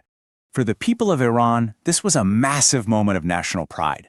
But for the British, this was a direct threat, not just to their profits, but to their whole sense of imperial power. And they were determined to get their company back, one way or another. So first, Britain tried to squeeze them with a global oil embargo which just crushed Iran's economy. But the people didn't budge. They stood by Mossadegh. So then Britain took its case to the UN and the International Court of Justice. And they lost. With their legal options exhausted, they moved to a much darker strategy. Just get rid of Mossadegh. Now, this is the really crucial part. How they got the United States involved. The British were clever. They knew the Americans didn't care all that much about their oil profits. So they changed the story. They took this economic dispute and brilliantly repackaged it as a Cold War crisis. They painted the democratically elected Mossadegh as a secret communist sympathizer, a domino about to fall to the Soviets. And the new Eisenhower administration completely bought it. And the joint MI6 CIA plan they cooked up was codenamed Operation Ajax. It was, honestly, a sinister, four-step playbook for a hostile takeover of a country. Step 1, run a massive propaganda campaign to paint Mossadegh as a communist. Step 2, bring in suitcases full of cash to bribe politicians, military officers, and journalists. Step 3, pay mobs to stage fake riots to create the illusion of chaos. And then, the final step, launch a military coup. The man they sent in to run this whole show on the ground was a CIA agent named Kermit Roosevelt. And yes, you heard that right, he was the grandson of President Teddy Roosevelt. He literally crossed the border from Iraq, carrying suitcases stuffed with cash to get the plan rolling. But here's the twist. The first attempt, on August 16th, was a total disaster. Mossadegh got tipped off. He arrested the plotters, and the Shah of Iran, who was part of the plan, completely panicked and fled the country. For a moment there, it looked like the whole thing had failed. Roosevelt was actually ready to pack up and go home, but his British counterpart from MI6 convinced him to stay and fight.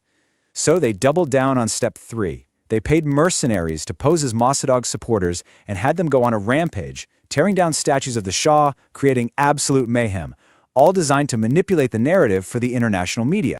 Then, just 3 days later, on August 19th, those same paid mobs were back out on the streets, only this time they were chanting pro-Shah slogans. With tanks backing them up, they stormed Mossadegh's home.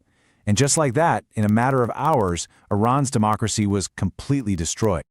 On the surface, the coup was a success. The Shah was put back on his throne, and the Western oil companies got their control back.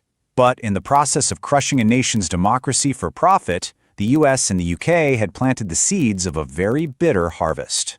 And this timeline just lays out the long-term consequences perfectly.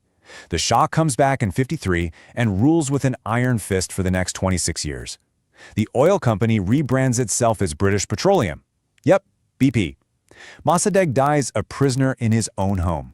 And then, in 1979, all that anger that had been simmering since 1953 finally boils over into a full-blown revolution, and the Shah flees Iran for good. So here's the bottom line, the most crucial takeaway. The 1979 Iran hostage crisis did not happen in a vacuum. That deep-seated anti-American sentiment that fueled it was a direct result of the CIA and MI6 betraying Iranian democracy a whole generation earlier. And that just leaves us with this huge, haunting question, doesn't it? What if they hadn't done it? What if they had just let Iran's democracy be? What would the Middle East look like today? This story isn't just about a single coup. It's a playbook for how economic control is maintained through force and deception. It's a reminder that behind so many global conflicts are battles over resources and financial sovereignty. It forces us to ask, how many of today's crises have their roots in yesterday's secret operations?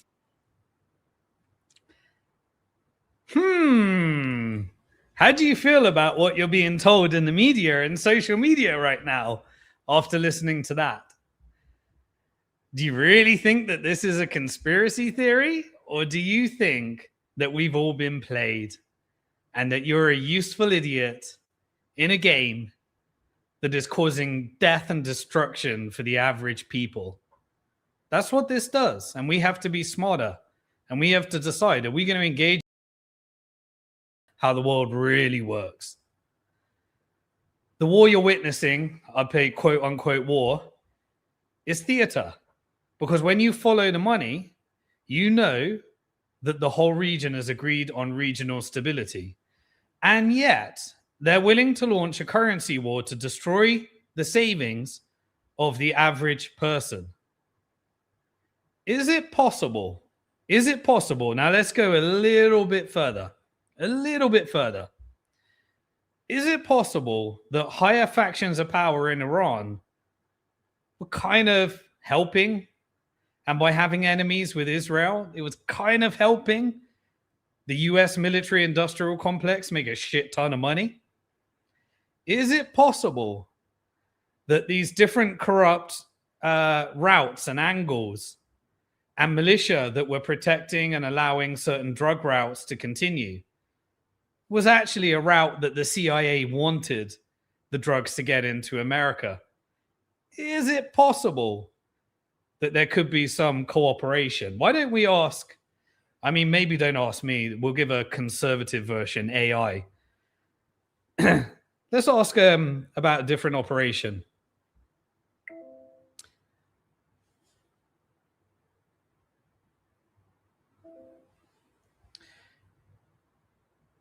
Hey, have during the 1979 Iranian Revolution, what happened during the Iran-Contra affair?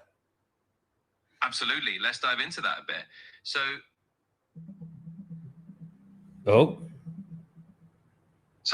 in a nutshell, this is about Franklin D. Roosevelt during the Great Depression era. He faced a lot of pushback from the Supreme Court on his New Deal policies. We're not going back to, sorry, I'll try one more time. Could you explain the Iran-Contra affair and whether it turned out that US was funding both Iran and Iraq in the war with each other? And was Iran, after this hostage operation, actually engaging in weapons trafficking for the US government?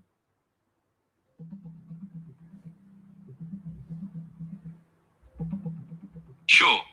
In short, the Iran-Contra affair was a big political scandal in the 1980s. Basically, the US government secretly sold weapons to Iran, even though there was an arms embargo, hoping to free American hostages. Then they secretly used the money from those arms sales to fund the Contras, a rebel group in Nicaragua, even though Congress had banned that funding.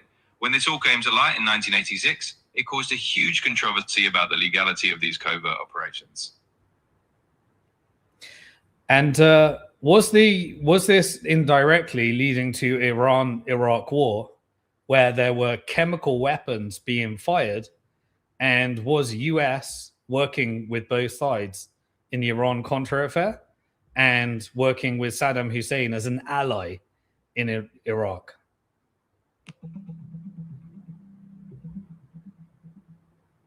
In a nutshell, during the Iran-Iraq War in the 1980s, the US was indeed supporting Iraq, providing them with intelligence and various forms of aid, even while Iraq was using chemical weapons against Iran. At the same time, the Iran-Contra affair was unfolding, where the US was secretly selling arms to Iran. So yes, the US had a complex role, effectively dealing with both sides in different ways during that period. Thank you. Conspiracy theory? So look, the world is not as we think it is, and we have to be smarter, and we have to follow the money and understand the truth. So based upon this, what do we think is going to come next? Well, regional stability is what the banks and financial institutions want. Israel is being used as a battering ram at the moment in order to get better terms for the financial industrial complex. Historically, its role was to manufacture consent for destabilizing the region, create death and destruction all around the region, while all the different partners were being played by US proxies, and a narrative was perpetuated that weaponizes religion in order to play emotional turmoil on you. And it's still being done. and we can look at October the 7th. We can look at all these different things. The world is definitely not as it seems. So this theater is designed, what we're witnessing right now when I follow the money, to execute a regional transition. I think that Khamenei is cooperating with regional powers. There is a power dynamic that has been achieved. The proxies were used in order to have destabilization campaigns so that the Middle East could never unify around its oil and enforce the dollar on the world. And because the Gulf countries have paid and financially incentivized Trump, we're moving to a regional stability, all because China was able to create some de-dollarization, and America is retreating into a regional power based upon the new economic and projecting power while they rent out their army and burden the American people with all of the debt. All major players collectively have probably decided that they're going to avoid a real war, and this theater is the way of manufacturing a transition without losing the narrative that can lead to the civil unrest. And because America has been funding all of these militias and terrorist groups and various other things and using them in order to destabilize the region, just as they are in Africa right now. This is Western powers extracting resources through violence, death, destruction, genocide, settler colonialism, and extraction of resources, while you're told that something completely different is happening because they have control over the media narrative as well. I think this is what the outcome will be. I think Iran is dropping the proxies. It is strategically weakened, as is Israel, which has been burdened with debt at the moment. And if it needs to go through another tick for tack, the result will be the same. What was the result of the 12-day war? America pretended that it took out the nuclear energy program after 20, 30 years of saying that they're about a second away from a nuke and they're going to fire it at America and Israel. And then therefore all this craziness. Israel got to say that we took out the nuclear program and we protected ourselves. Iran got to say, look, for the first time, we took out areas of Israel, and America didn't react other than taking out the nuclear program. All three narratives were acceptable. Israel was burdened with additional debt. More assets got stripped. More deals were being negotiated into the financial industrial complex. And Iran conducted internal regime change and allowed various proxies to be taken out. As long as they continue to take out and allow decapitation or integration of other proxies that gave them negotiation power in the past. That's what's happening. And so it's likely that Iran has dropped all the proxies, and that's why we're witnessing this right now. And there are members of the IRGC that wouldn't be on board this. And Israel right now is going into Lebanon, and Lebanon's saying that the Lebanese government, which was burdened with IMF debt, where they stole all the people's money, and Israel destroyed all the banks so that they could have their gold-backed Islamic loans against their assets, and created massive currency wars, destruction of all the value, destroyed all the people's savings through a covert currency war, that they now have a government that's subordinate and saying that they're taking out the Hezbollah proxies. They're no longer supported. And so we're going to see operations that drive everything to the fact that the proxies have served their purpose right now. Some of them won't be on board. Some of them will integrate. BRICS is probably going to be offsetting the sanctions that causes the economic destruction in Iran right now. And they can create their alternative de-dollarization routes that economically allows them to thrive and allows the oil to continually, and we will get a slow transition that is allowed to happen based upon oil flowing. China gets the discount, and China has a way of stabilizing the region based upon its vast oil reserves. While we transition to this world of ginormous energy demand, ginormous energy demand as a result of artificial intelligence and robotics that's going to be replacing as many jobs within America and China. And what is happening within China, China gets to reinvest its money into its people because its bank is not privatized and owned by global finance. Whereas America, the bank is owned by private banks, and they care about their 3-month cycle and their shareholders and global cooperation, which is why the rich get richer, the poor get poorer, and it's being completely asset stripped for everything that it can. I don't believe there is going to be a regime change, a dramatical thing like we saw. If there is, then Khamenei would have negotiated just like I believe Maduro would have negotiated and Assad would have negotiated. But personally, I don't think it's palatable because the optics of Iran is it is an independent country that has to cooperate. So it would be integrated into GCC rails and BRICS rails, led by the fact that China controls the economy. It will be given more and more autonomy. And this is the real 4D chess. This is a 100-year game that China's been playing as a result of the very type of operations like the Opium Wars, where HSBC was created as a bank so the British Empire could steal all Chinese silver and create opium wars and then get it into war with Japan while it did all sorts of embargoes leading to the order that we ended up, a century of humiliation. They put together a century plan. And so is there going to be an uprising in China when we're told that they're oppressed? Well, every single Chinese person, 95 to 99% of them own real estate. And the only reason the economy is suffering right now is because they've all got savings, and they're deciding that when the real estate price goes down, they'll keep their savings. It's not like they're burdened with debt and there's a debt-based Ponzi scheme where the debt has to roll over like the Federal Reserve or the Bank of England or the European Central Bank. And so the Gulf and Iran energy corridor will likely be established. And that will create a lot of energy, and there will be more investment in infrastructure that can solve the water issues. And they won't have this agitating military-industrial complex proxy that creates death and destruction all around the region while pretending it's got something to do with Judaism, which is a narrative in order to recruit an army so useful idiots can be weaponized based upon their belief that the Messiah is being returned and they're saving the people while they justify the ethnic cleansing, death, and destruction of the mafia that actually controls them, called the military-industrial complex. Gas pipelines will probably be unblocked in the time ahead.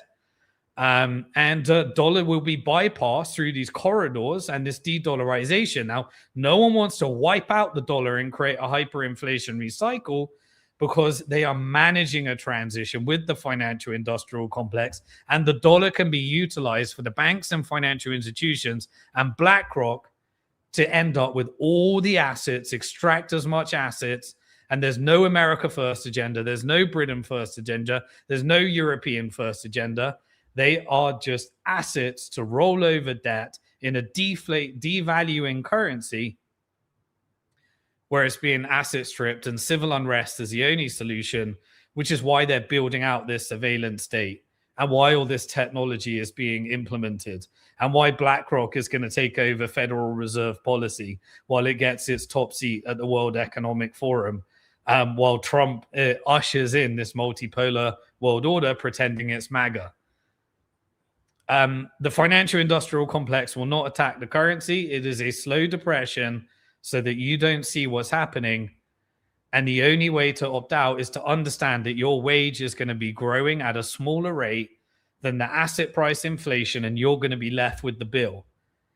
And you have to invest in the assets to escape that cycle because it's a slow depletion of the savings, and it's a slow currency war on top of the fast currency wars and the 5 currency wars that I covered in part 1.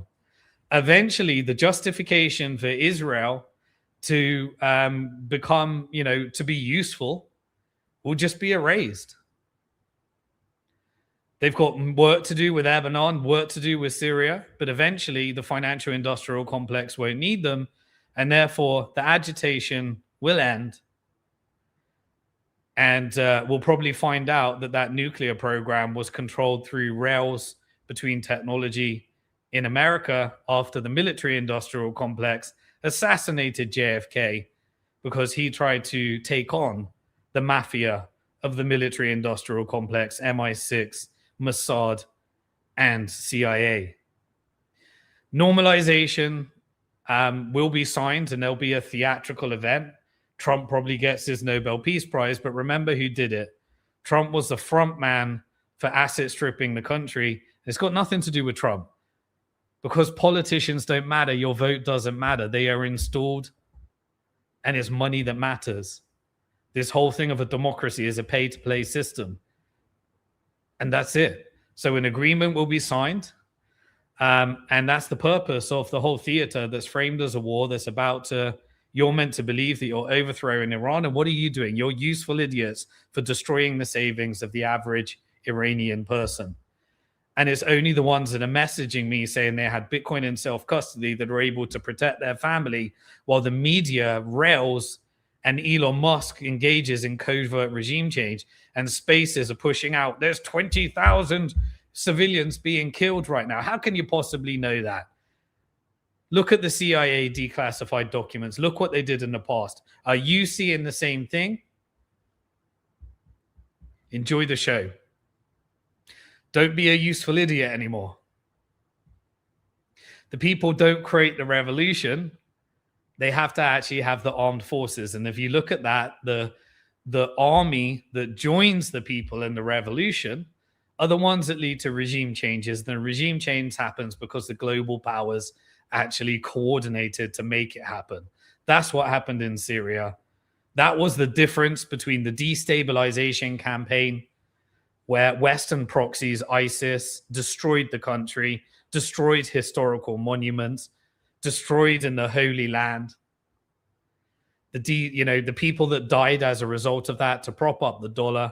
That's why people in Dollar Liberation Day are excited about liberating the world from the dollar. Because the dollar is a debt-based Ponzi scheme that ain't helping the average American, and it's been a force of death and destruction while being framed as a force for peace globally. What you witnessed in Palestine is not the exception. You just saw it on 4K video for the first time. And why did they allow you to see it at the first time? Because they allowed October the 7th to happen, because this was about managing a transition and you were meant to see it. But that's what backs the dollar.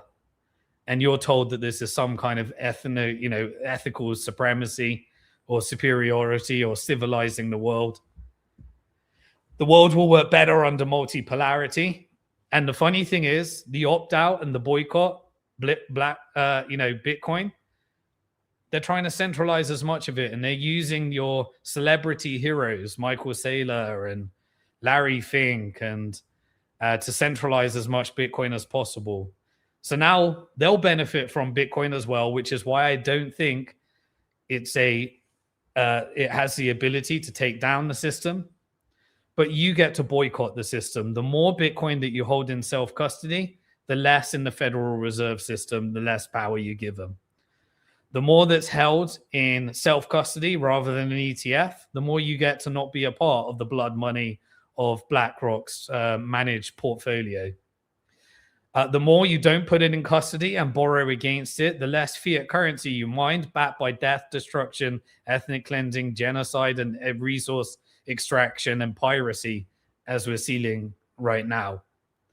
The more that you don't invest in the S&P and you invest in local businesses, maybe decentralized technology, maybe you start looking at your local investments to build your community rather than a global network of power, the more you get to boycott this global network.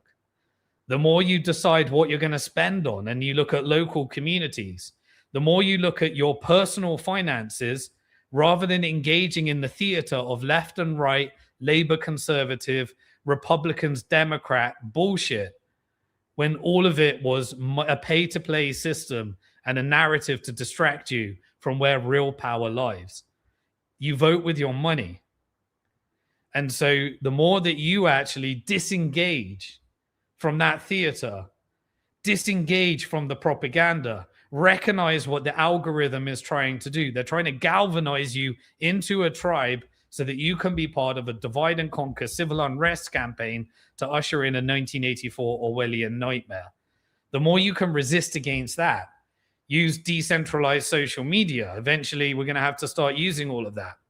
Create different types of rails or invest in different rails. You're never going to get it perfect. Would I use ChatGPT on an iPhone? Yes. Would I rather not? Absolutely. But all I can do is get better rather than perfection. Because if we don't, all we can do is better every week, better every month. Start looking at how you're spending your money. Start thinking about that. And it just so happens that when you spend your money out of line with this agenda, it's probably the very same things that you should be doing. Not vaccinating yourself, not falling for soya, very unhealthy forms of food, injecting yourself with poisons. Why? Because the lobbies control the universities. The lobby control what research gets published. It's all about redirecting, rolling over the Ponzi scheme, and getting you addicted to drugs, getting you addicted to pornography, getting you prostitutes on OnlyFans, getting you mentally scarred, getting you tribalized. And that's what you need to resist. So we need to be strong. We need to be healthy. We need to be sovereign. We need to be resistant. We need to understand what's happening with the psyops. And if any of this information gets through, then please help as many people. We'll create shorter versions through AI. We'll push it on blogs. We'll make it where you can download it bit by bit on Apple and Spotify. We'll back it up on SimonDixon.com in case they take us down. If YouTube decides that you're not allowed the message, we'll put it on Rumble. Yeah, would I rather be doing it on decentralized platforms? We'll put it on Nostr too. We'll do all we can, but we've got to do it all together, because the world that you know right now will not be recognizable in the next 5 to 10 years. And they want you to believe that there is a political solution. There is not a political solution. There is a monetary solution. And you need to be looking after yourself, your family, your community, and making sure they're equipped with the type of information that they need in order to see through this. I know it's overwhelming. I know it's crazy. But as long as I can talk, I'll keep giving this content. And if you enjoyed this, please leave a comment for me to read. Please like, please share. There'll be an X version. You can follow me on X, and I'll give real-time updates as I see them in real time. And please do subscribe to the channel. I'm trying to get to 121,000 subscribers. Thanks to everybody that had me on their podcast. We had one of the interviews I did with Peter McCormack. I think it's got over 240,000 views at the time right now. And it's the top 10 video of over 1,000 videos. That shows that people are hungry for this type of information. And I'll share it with anybody, as big a platform as possible, so we can get as much information out there, because we don't have freedom of reach. We do have a level of freedom of speech, but we know we're building our algorithms. And so I know that this was a massively long mega episode. I'll break it down into parts. Hopefully you consume it bit by bit, download it on your podcast. But always remember, you are alive at one of the most interesting and exciting times in financial history. There is a black pill, but once you get past the black pill, you realize there's a white pill, an orange pill, and only a few people will be on that right side. I want to make sure you're on the right side of that change, so that you can help more people that are just not receptive to understanding the games that are being played. There's been a multi-decade indoctrination exercise of psyops and mind control to show you a version of reality that is so far from reality. But multipolarity, I believe competition will produce a better outcome, and there will be history rewritten, and it will really be an identity crisis for many people. But all that matters is a commitment to truth, serve humanity, fight oppression, and recognize we're all being placed into boxes to divide and conquer. So let's not fall for that. And I hope you enjoyed this new rebranding of Simon Dixon Hard Talk. And let me know what you think about this new direction. And let's do this with peace, love, and unity. And hopefully I'll see you next week, where we'll do this week in Bitcoin and tech, this week in macro, and this week in geopolitics. Peace.